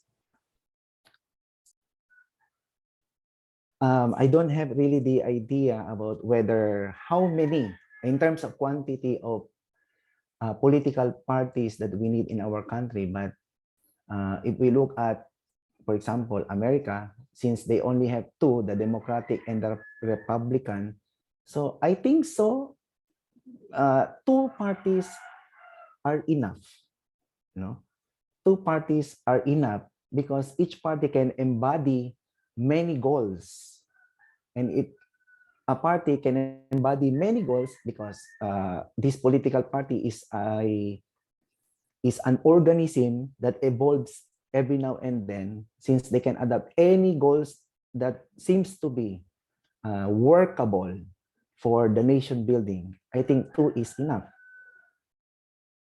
Yeah, that's only my personal answer. Okay, personal view. Thank you so much, Sir Morte, for replying to my simple reflection. Thank you so much. Thank you, Sir Ben. Yeah, thank you, Sir Ben, and thank you also, Sir Arnel. Yes, sir. Maybe others can proceed later with in the chat if you would like to still continue engaging, Sir Arnel. But this time we will proceed with the last but not the least paper presenter this afternoon, who will talk on the analysis of the correlation between microaggression, politics, and the ethical. We have here Sir Aldrin Manalastas from the University of Santo Tomas. Go ahead, Sir Aldrin. Good afternoon po. Can everyone hear me po? Yes po, you're loud and clear, sir. Okay po, maraming salamat po, and thank you for giving me this opportunity to share my working project. And again, the title of my presentation is an analysis, or the working title at least, is an analysis of the correlation between microaggression, politics, and the ethical. And first and foremost, I would like to politely apologize to the feminists who are familiar with microaggression, who might have seen the poster, because in the poster, the word microaggression is misspelled, and I'm not blaming anyone or anything. There might be some technical issues, that's why it's incorrect in the posters, but this is the correct spelling, and I just want to apologize again to all the feminists who might be seeing this, because it's a very important word, and I don't want to underrepresent it, because even in this paper or this discussion that I'm going to perform, I think it is very important for us to start knowing this underrated word in relation to microaggression. So again, I will be trying to create a correlation or discussion or analysis. It's very experimental, and admittedly, it's still fragmentary, and my work is still a work in progress. So feel free to provide your feedback whether you find anything wrong or incorrect, and I'm not trying to claim anything final yet. Okay, so just to describe the socio-political critique and observed problem where my paper is grounded, for me, my observation or my working problem that I have observed for this paper is that there is a complex language configuration existing in our society. And this complex language configuration is composed of mob mentality, corporatization, accelerated society, neoliberal language, cancel culture, confirmation bias culture, modern forms of oppression, fake news, trending culture, trendification, patriarchy, and petty culture. So all these creates this hodgepodge of existing problems in our society, and I believe these problems also cause what we call a trickling down of a kind of language that people adapt, and the problem is that it gets normalized. And when it gets normalized, it extends to our everyday life, and it extends to the daily interactions that people are performing or that people are making in their everyday life. And I think that in its very aspects is the political aspect that I'm trying to describe, or the political situation that I'm trying to confer. And this is usually neglected because in the very first place, the normalized structure makes it difficult for people to observe that there's an underlying problem in our everyday language that has already been created.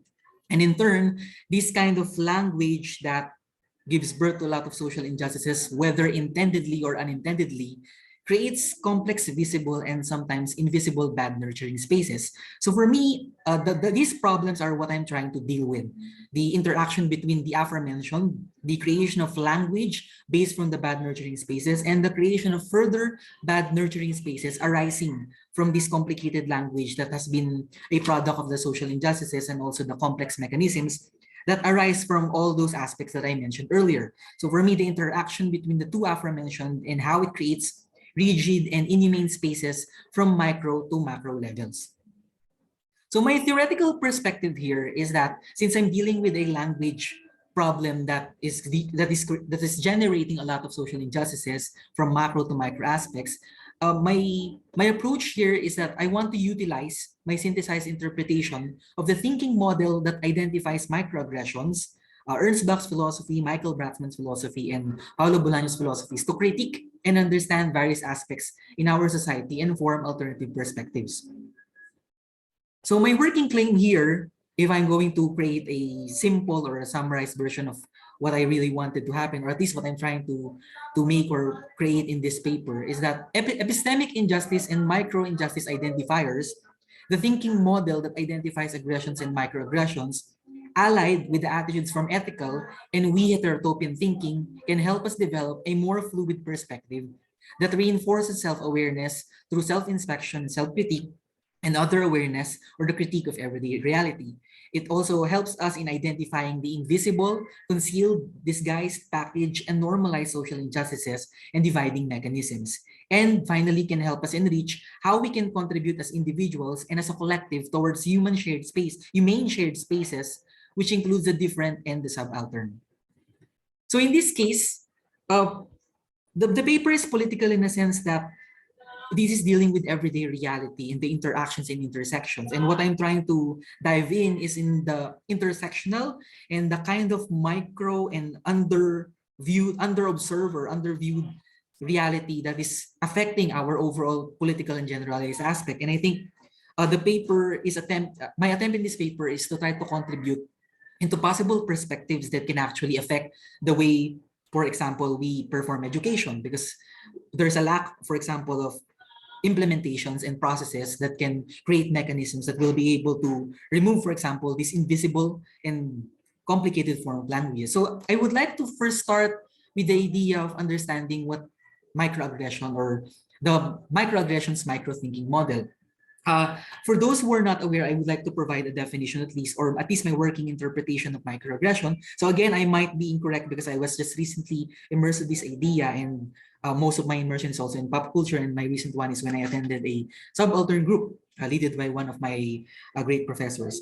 So for this case, microaggressions in my understanding is, and I argue, is a complicated part of the oppressive and social injustice mechanisms. It's also a product of human beings' fundamentalist and essentialist tendencies. This descriptive development is vital in how I can later present ethical thinking as something that can be a working mechanism to deal with the problem of microaggression, but at the same time, with the aid of the thinking model behind microaggression. So for example, in our everyday life, we hear questions, for example, as, what is your age? Where are you from? Where did you graduate?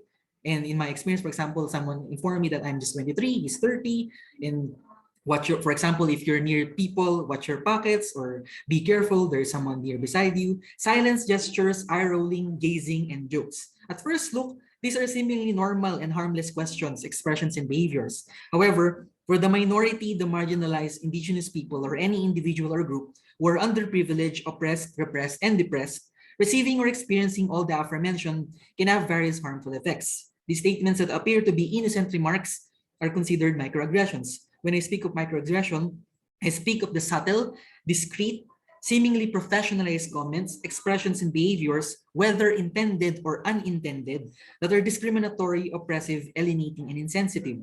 According to Su and his co-authors, microaggressions can be divided into micro-assaults, micro-insults, and micro-invalidations. And to create a summary of those three, basically in our everyday society, we have created languages that sometimes we have no idea that are actually creating social injustices. Like, for example, when we call someone from the province, sometimes here in the Philippines, we're using it as if it's a normalized language and it's part of our daily language, when in reality, we have created a packed definition in the word promdi, and we have attributed a lot of stuff and implied stuff that is actually creating this microaggressiveness, which means you're discrediting or you're devaluing the person that you are calling promdi. So in that case, that is one example. Or for example, in the LGBTQIA+ community, we are using the word pamenta.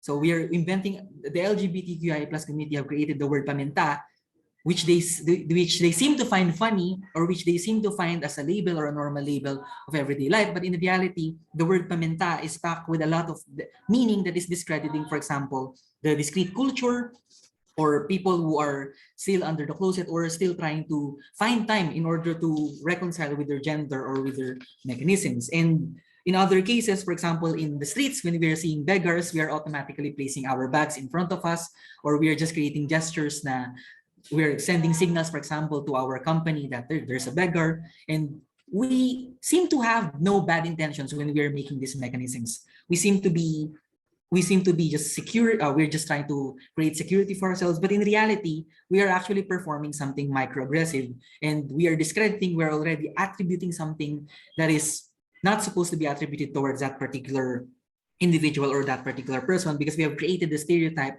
that automatically, if there are beggars, there will be people who are thieves, or people who are, they are automatically thieves, or they're automatically going to snatch whatever you have. And this extends, so I try to give easy examples, or examples that are very familiar to us, but microaggression in my claim extends towards several aspects in our society, whether in work, whether in school, whether in politics, whether in work, or whether in entertainment.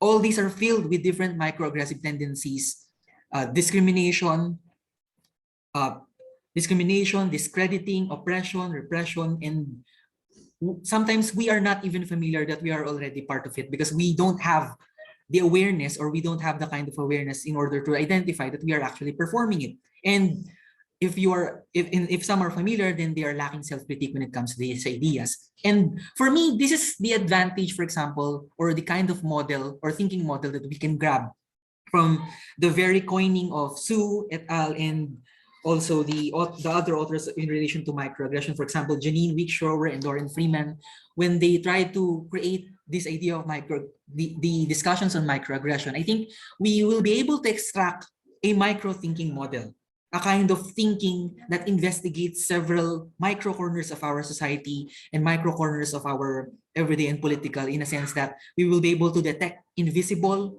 concealed, disguised, packaged, and normalized aspects. Because the problem in our society is that we get used to the processes, we get used to the everyday aspects. We tend to say that that is life, that is the reality, we just have to accept that. And we are failing to see that there are existing or underlying problems, there are bad implications, and there are bad intersections that is created in between these interactions. So basically, the problems that I mentioned earlier, like corporatization, accelerated society, cancel culture, trending culture, and several more, these ideas desensitize people, and we are no longer capable of going even to the micro levels of practicing this level of sensitivity that will be able to detect these small aspects that can lead to further or bigger problems in our society. So what I'm trying to get from this is that these normalized epistemic injustices are actually these invisible aspects. We're trying to generate with this idea of anti-discriminatory aspects based on microaggression. So the thinking model that I was able to, or at least my claim is that I'm extracting from this, is the micro-perception of micro-social injustices and the identification of invisible or micro-dividing agencies. And what do I mean by that? These are underlying structures that are deeply embedded in our everyday that we think are normal, we think are okay, because people are no longer questioning it, or are no longer trying to investigate or even reassess it. And for this case, I think that microaggression and the micro-thinking model has the capacity to provide us a reconfigurative element, or a reconfigurative factor that can help us develop further perspectives that will add to our improvement and self-awareness and other awareness to approach society in a better lenses. So in combination, of course, I'm also going to utilize the ethical, and admittedly, this is a borrowed term from what Paulo Bolaños created, and to just simplify, or at least my interpretation or my extraction from Bolaños' idea, is that the ethical character of thinking, or the ethical, is the ability to perform a thorough level of self-awareness, the ability to receive new ideas different from what one is used to, the sensitivity towards social injustices or ideas that can harm humanity in reality, the initiative to think of ways to prevent such social injustice from happening, and finally, to avoid being a source of social injustice. However, given that I'm borrowing this idea and appropriating this idea for this paper. I think it's insufficient in a sense that it lacks what, for example, the feminist ideas have, and the epistemic tools that the feminist the feminist groups or feminist intellectuals were able to generate, which is related to microaggression, or which is actually microaggression and the epistemic injustice identifiers that were created. I wanted to combine that and to create an allyship between the potential that I can see from the ethical, because I think the ethical is still remaining in its not yet status, and I think it is still stuck in the idea that it is still accessible only to privileged people, or for example to people who are studying philosophy.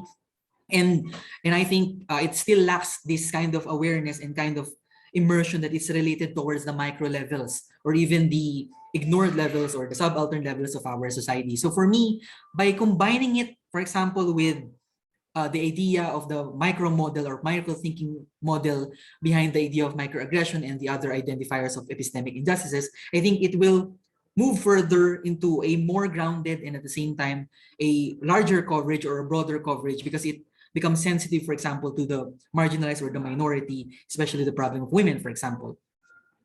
So in this case, I am also going to connect these ideas, and I think we're not just supposed to create ideas and attitudes that are going to identify these mechanisms, but I also have this working interpretation of my philosopher, Ernst Bloch, when it comes to the idea of utopia. So Ernst Bloch's idea for me contains this ethical character of thinking that Dr. Paulo Bolaños is talking about. And for me, Ernst Bloch's redefined utopia. So utopia in this case is not the usual utopia that we are familiar with. So we distance from the idea that utopia is no place and a perfect place. We're no longer going to adapt that in the case or in the perspective of Ernst Bloch. Instead, we're going to utilize utopia as a critical, self-critical, reflexive, receptive, anticipatory, and creative attitude, and acknowledges non-identical perspectives. So we are going to access the not yet, the new, the continuous reconfiguration of the new. And in my interpretation, I am referring to these ideas as the we heterotopian aspect. The we heterotopian aspect is not a utopian society or not a perfect society, but rather utilizing the attitude from the idea of utopia.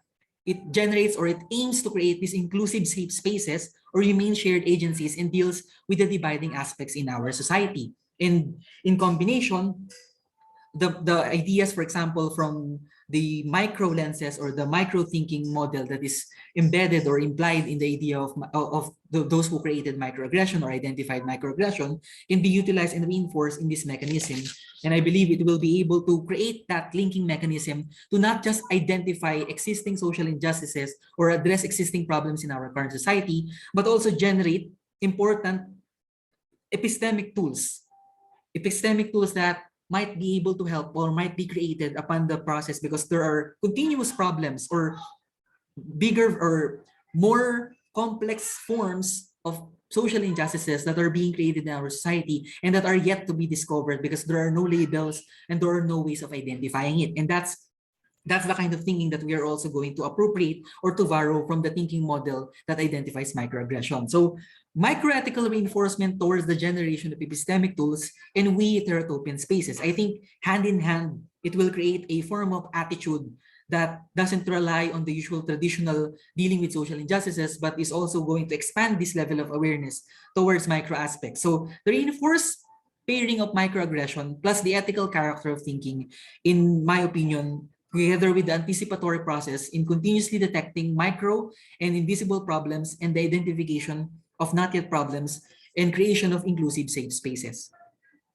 So for the final, or at least to conclude the overall process, or I think the attempt that I have here in the intention, for me in my language, sometimes, of course, in Filipino philosophy, for example, in our tradition, usually we're going to be suspicious about this idea. We're going to use a Western idea or Western generated ideas in order to create these spaces. But in my interpretation, or for me in my language, how these concepts can make sense. So I'm going to speak in Tagalog in order to try to make sense and in order to extend what I have just discussed in our language in order to show, or at least attempt to show, that it's not really totally disconnected from our end just because these are borrowed from Western ideas. So kailangan natin ng makilatis at mapagpunang perspektibo na may adhikain na makagawa ng mga proseso, mentalidad at kondisyon kung saan ang Pilipino ay hindi nasasaktan, bawat Pilipino, lalaki, babae, bakla, or kahit anong bumang gender, ay hindi nasasaktan, naaapi o naghihirap. Kailangan din natin ng perspektibo na kayang umisip ng mga bago at mas makataong alternatibo na ipamamalit natin sa mga proseso na sa tingin natin ay hindi makatao. Bukod ba dito ay syempre hindi naman pwedeng iguguhit at paplanuhin lang natin ito. Kailangan din natin gawing kaya kailangan ng inisyatibo gumawa, gumalaw, tumaksyon. Bilang katulong ng mga naunang nabanggit, ay kailangan maingat din tayo sa pagsasagawa ng mga nabanggit. Ang perspektibo na ethical at yung micro model na galing sa microaggression ay maingat kahit sa kanyang sarili at maingat din sa mga komplikasyon ng lengguwahe na meron tayo sa ating mundo. Hindi tayo dapat galing na galing sa ating sarili or sa kanyang sarili at marunong tayong pagdudahan ang ating sarili at ang mga naiisip natin at alinsunod ito sa pagiging mapangkilatis natin sa ating paligid. Isinasaalang-alang din ng perspektibo na ito ang mga bagay na naiiba sa kanya na kapag may nagawa siya na bago ay maaring limitado din yung bago na iyon at kailangan ding magkaroon ng distansya sa sarili nating gawa o sa bagong bagay na yun. Ibig sabihin ay dito papasok ang mapagkumbabang perspektibo, ang perspektibo na handang tumanggap ng ideyang naiiba sa kanya at handa rin aminin ang limitasyon niya at handa rin tanggapin ang posibilidad na siya ay mali o na kailangan niya munang pag-isipan ang mga bagay-bagay bago magpadalos-dalos. May mga komplikasyon sa ating realidad na minsan ay hindi nadadaan sa diretso o simpleng proseso at ito rin ay sinasaalang-alang ng perspektibo na ito upang madulas nitong matalakay at mabigyang saysay ang iba-iba pang salik na maaring lumitaw habang sinusubukan natong bigyan ng saysay ang buhay. Importante rin para sa perspektibong ito, perspektibong etikal at microethical na paalalahanan ng sarili na hindi permanente ang mga bagay sa mundo at ito ay parte rin ng pansamantalang katangian na nilalarawan nito. Ito ay pandugtong at pampatibay sa naunang perspektibo at ang pinakauli ay importante ang kolektibong mentalidad dahil ibig sabihin at may pagkakaunawa at pagkakasundo sa mga prinsipyong mga tao at dahil ang tao ay nabubuhay sa lipunan at nakikihalubilo sa ibang tao. So that is my working presentation and admittedly there is still fragmentary parts. So I hope I am making sense and thank you for listening to my presentation po. Yeah, thank you so much, Sir Aldrin. You can now stop sharing so we can see people who will be making reaction or comment.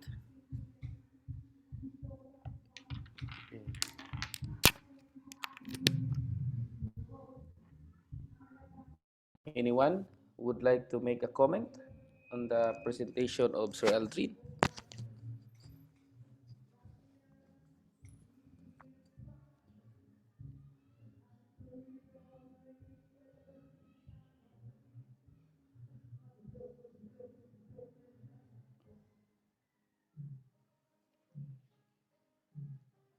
Maybe they're still processing informations that you have given, a lot of them. We'll wait for a few minutes. Anyway, you are the last presenter. By the way, before just announcement, all of the presenters and even the participants will receive a certificate. The presenters will receive a certificate of recognition as a paper presenter. Participants will receive a certificate of their attendance, and it will be just make follow-up to us. But for the paper presentation, for paper presenters, I have already your email, so I can send that to you. And also, there will be submission of your final paper. I guess it will be maybe announced later by Dr. Ryan as to the deadline. I forget the deadline. And it will have, because we plan to have a special issue of the papers presented here in the conference for the special issue in the Social Ethics Society Journal of Applied Philosophy. Okay, so there's a comment here from just a appreciation from Sir Belgian. Oh, there's a question. Yeah, Sir Belgian, you would you mind if you would like to verbally express this or in, sir? Yes, thank you very much, Sir Roger. I just like to have a comment from Sir Aldrin. Thank you very much for your presentation, Sir Aldrin. I'm not very familiar with microaggression, but listening to the presentation, it seems to me that any language or term that we are going to create seems to be will seem to fall into microaggression in any circumstances. So I would just like you to comment on that, if there might be some cases that we won't be able to fall into that microaggression, something like that. I'm not sure if I grasp the entire sense of your question, but I believe if we're talking about, are you asking whether all languages are automatically microaggressive? Of course not, but at the same time, there is this possibility, and there's always this instance that people can be microaggressive, whether intended or unintended, in a sense that sometimes, for example, jokes. Sometimes we tend to create jokes in our everyday society, and we think that it's still entertainment, but in reality, we are actually offensive, and we're actually creating these bad spaces that is discrediting or undermining, or at the same time oppressing someone. But we're no longer aware of that, because for us, jokes is a kind of a normal thing that we are doing in our everyday society here in the Philippines. For example, if you react on jokes, or if you create this counter response or a sensitive response, automatically they're going to label you as KJ or sensitive, or you're just simply not joining with the flow or going with the flow with these people. But yes, it's not just jokes. Actually, there are several levels in work, in the things that I mentioned earlier. These are existing in a very invisible and a complicated way that is very difficult to identify. But I think that's the very relevance of the thinking models that identifies microaggressions. It can help us become more aware and more self-aware, if not in order to avoid creating these tendencies, and also to admit that we are actually complicit, or if we're not complicit, we are actually creating or performing these ideas that are microaggressive and are very discriminatory, because it trickles down to everyday society. Like, for example, in the streamers that people are watching right now, the influencers, a lot of the streamers and influencers are using pranks, for example, or the kind of language that is used for entertainment, when in reality, these are actually connected to discriminatory aspects, or if not discriminatory aspects, are complicit in creating this generalized and trickling down when it comes to the social injustices in our society. However, ayun nga po, parang hindi na natin siya, we're no longer capable of identifying that, because we are just going with the flow of the trending mentality, or in the case of the academe, for example, it became a process that is normalized in our structures. Like, for example, if a PhD is talking, and then that PhD talked to an MA student or a graduate student, sometimes there's a passive discrediting or a passive mechanism, even though there's nothing being said, but the presence, for example, is creating this muting tendency that silences people, or silences the surrounding people around that, for example, that PhD, because I am a PhD, I studied here in this particular country, or I have this particular power, so everyone's afraid, and automatically everyone is silenced or muted in this particular case. So it exists in that kind of level, and I think that is very dangerous, because sometimes people are taking advantage of that, and people are taking advantage of that, and people are creating mechanisms that that is opportunistic in several ways, and it trickles down to several aspects, and that's where the complication and the danger comes from. Thank you, Sir Belgian. I hope I have answered your question. I'm not sure if I... Yes, thank you very much. But can I have a follow-up? Sure. Just like to clarify. While you were explaining and the complication of the problem that you were talking about, it appears to me that I because I don't get clearly what really is microaggression, because I have not read so much in terms of literature. But while you were giving us the examples of the tendency to have the microaggression problem, but it seems to me that it's a kind of a macro. I mean, it's something big actually. The problem is actually big, because the fact that we do not know the problem, or sometimes we do not admit that there is a problem, I think it's something big. Just like in the what we call this, I think John Paul II, I think I don't know, or Benedict XVI, he said that I think the biggest or the worst mistake, or the gravest mistake, is that we do not know that it is sinful, something like that. So for me, it's really big if it's we don't know that it's really something that is offensive or bad, something like that. So I don't know if my interpretation that it's actually getting macro. I mean, in that sense that it's not, it's still something big. I mean, for me, it's a bigger problem. Well, I get your point. I think macro is not the term to provide for this case. I think the idea of intersection can make sense in this case because it's interconnected. It's invisible and it's normalized so that we are failing to see it and view it, but it's already eating up in our entire processes and in our entire mechanisms. And that is precisely why they use the word micro, because it's there, but it's invisible. It's hard to detect, and it's difficult for people to see, especially if you don't have the right epistemic identifiers or epistemic tools to be able to view or identify this. But of course, usually the people who are able to identify these are the marginalized or the oppressed or the people who are actually we're always experiencing these levels of discrimination or levels of social injustice. Yeah, Thank you. Thank you very much. I think that's already clear for me. Thank you. Okay. Last one before the closing. I believe we have a question from Mr. Migs Mansueto. According to him, after we identify microaggressions, what is next, or what is the theoretical models that best or may address microaggression? And I think I have provided that when I discussed the idea of the ethical character of thinking, and at the same time, the we heterotopian mechanism when it comes to Ernst Bloch.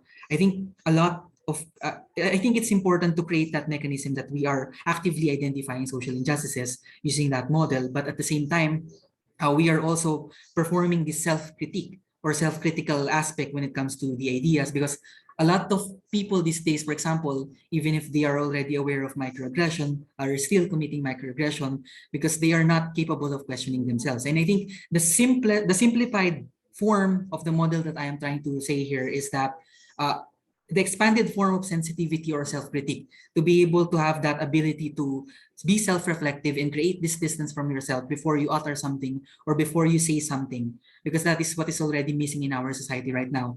We are no longer capable of questioning ourselves or asking whether we are mistaken or whether we have a limited point of view of this particular perspective. So I think that's the problematic aspect of it. Thank you, Sir Aldrin. There is also a question from Brother Angelo there. Maybe you see that, a kind of follow-up question from Biljon's first question. According to Brother Angelo, how about silence as non-language? Can there also be a danger of being microaggressive? Yes, actually, part of the definition of microaggression is it's not just really a kind of language that is oral language. It can be the nuances, for example, in our body expression or body language. For example, if we distance, we're not speaking, but we distance, for example, from a beggar, or for example, when we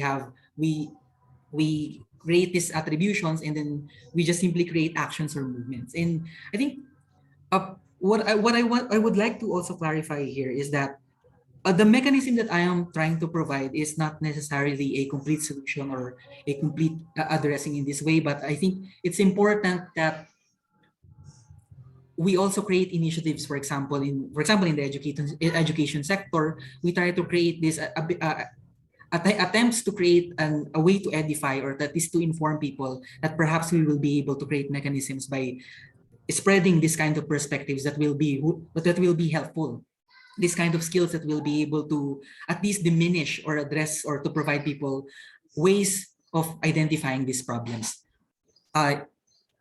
That's my answer for Brother Angelo. Thank you.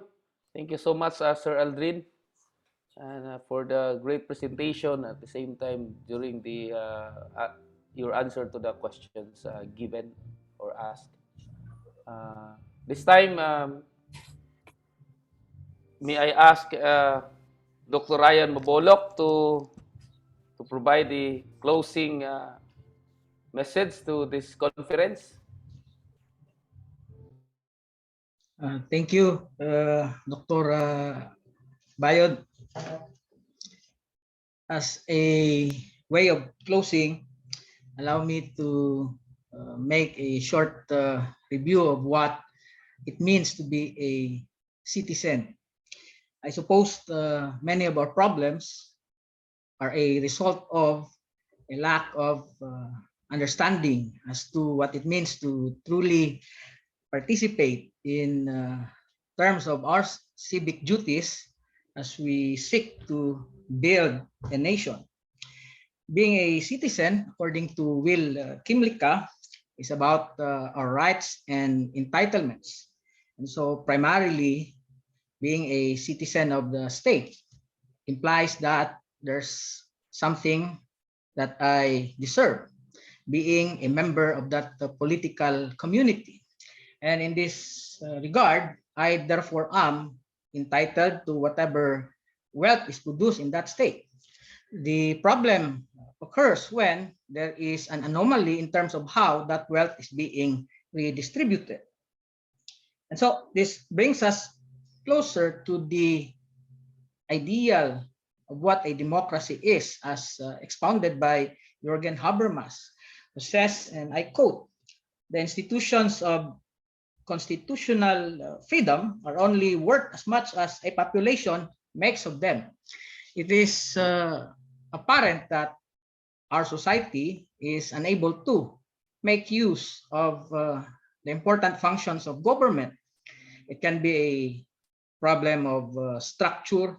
It can be a question of system, laws being unable to really provide for the protection of the dignities of our people, or it can be as regard to what is wanting among us as individuals, professionals, the wealthy, even ordinary citizens, insofar as we have failed to really fulfill our duty, not only to our country, but more importantly, to our family and communities.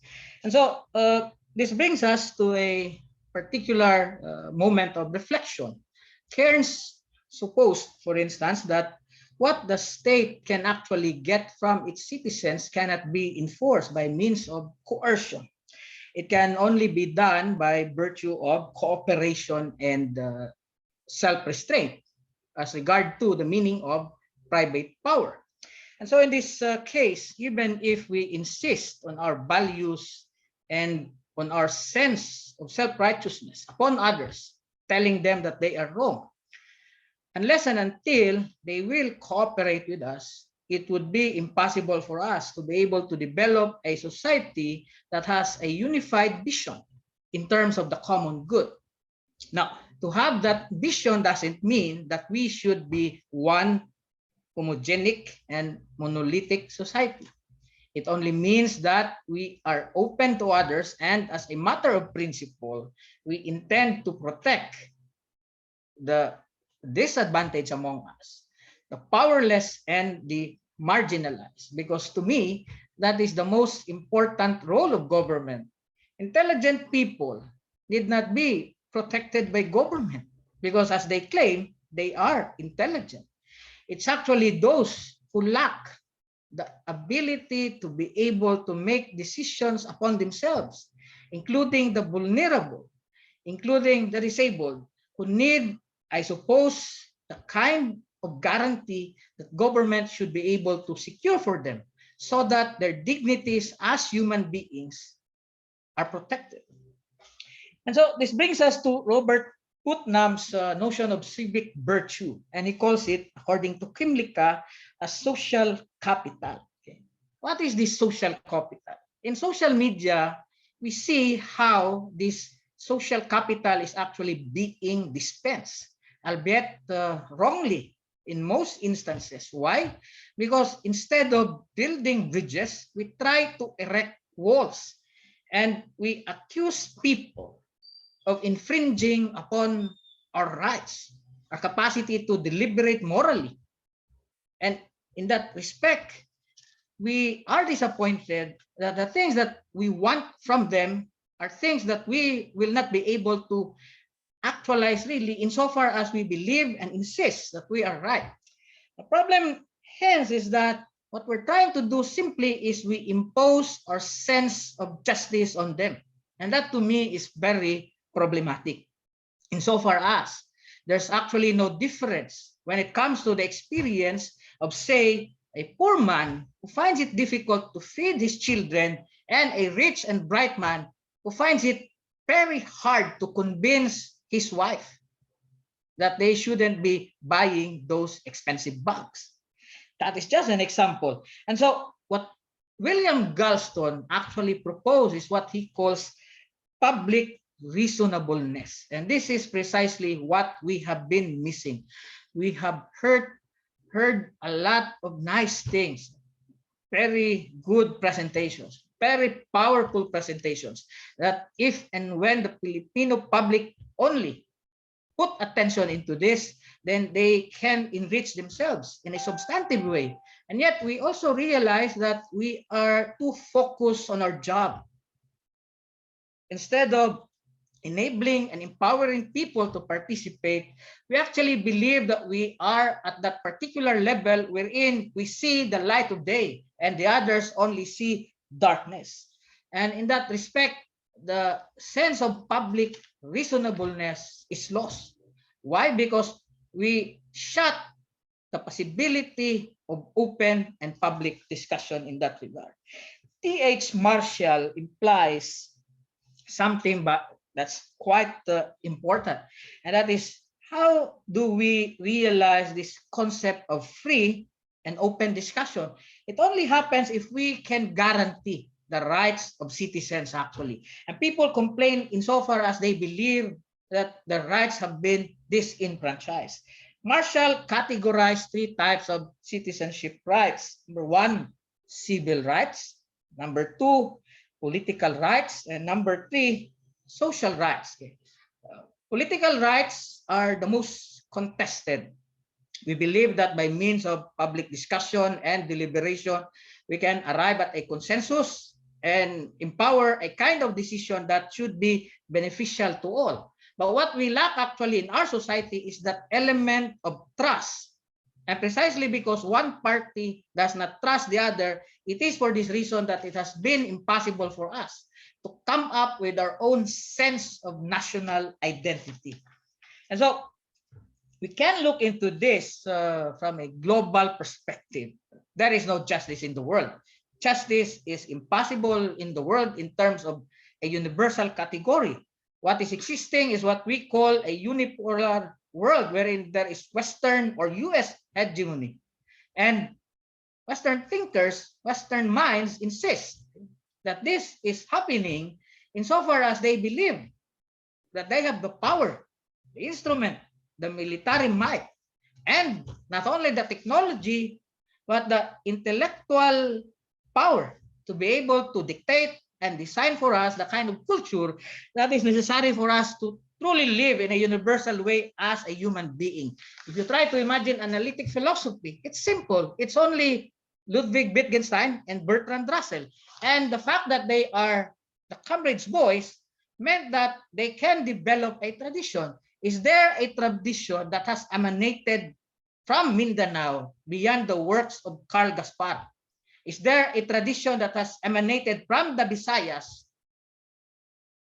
besides the work of the most prominent literature people in that region? But in Manila, there's so much to talk about. And so the idea, therefore, is where is power and how do we translate this power realistically so that we get to hear those voices in the margins?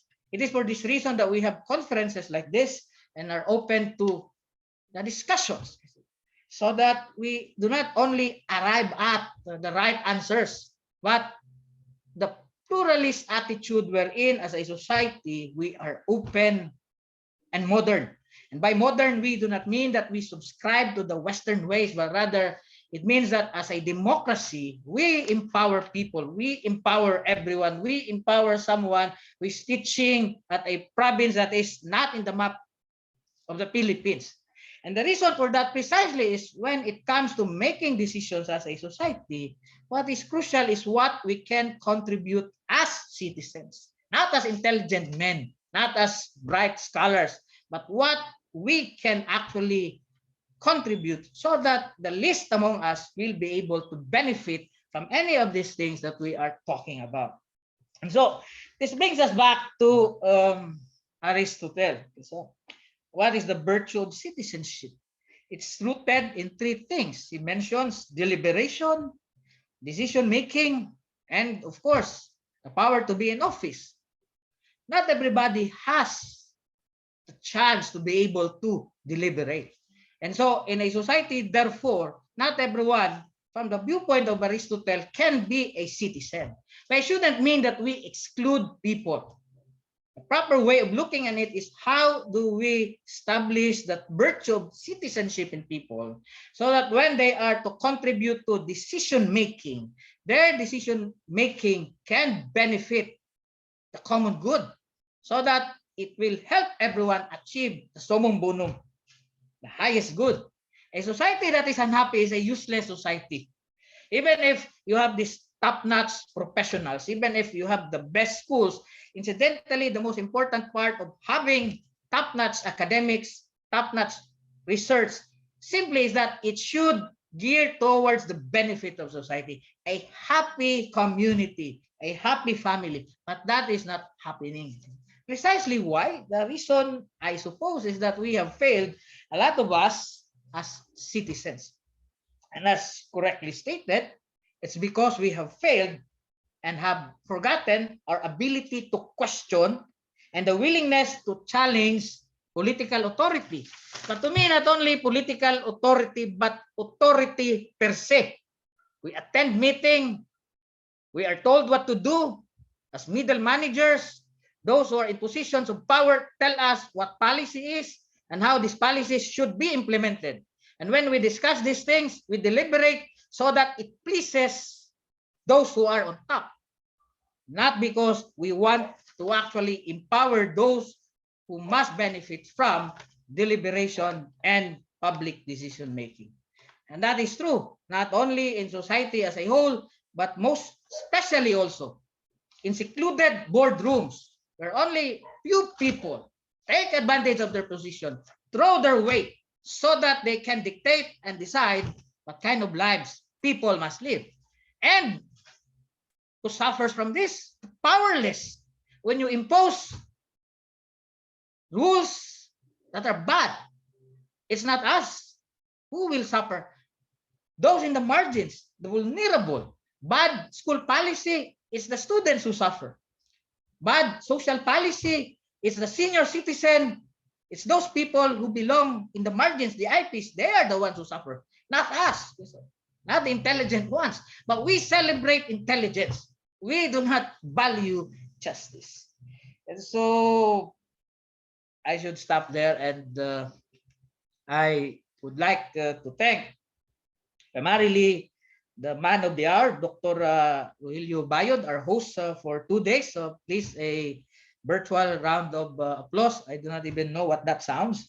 Okay, so, and of course, the Corieso College for hosting this event, Dr. Ana Serbo of their research department, and our hero, Engineer Nelson Tandog, for being our technical supervisor in this 2-day event, and our leader in the Social Ethics Society, Father Dexter Beloso, our president for life, Dr. Randy Chudi, who is now with the Commission on Higher Education, and the newly minted doctor in the Philosophy Department of Ateneo de Davao. He passed his dissertation defense last night, Dr. Ian Clark Parcon. He's intelligent, he's handsome, he's an RK, a rich kid. And next, another rich kid, Dr. Moises Torrentira, the secretary of the Social Ethics Society. My handsome friend, Professor Menelito Mansueto, the number one in terms of the happiest man around, handsome, pretty wife, intelligent boy. He's from Bohol. And of course, Mr. Jerry Arambala has been absent for 2 days. He promised me that he will be attending, but he has not attended. But I have to thank him, because more than knowledge, we need people who can comfort us, our friends. Okay? And our dear plenary speakers, Dr. Jeffrey Ukay. I'm the one who said that he's the #1 critical tourist in this part of the country. My good friend, the Japanese scholar, Dr. Juichiro Tanabe of Waseda University in Tokyo. My friend and colleague in the centrist democratic movement, the provincial director of the ALG in Lanao del Sur, PD Bruce Augusto Culao.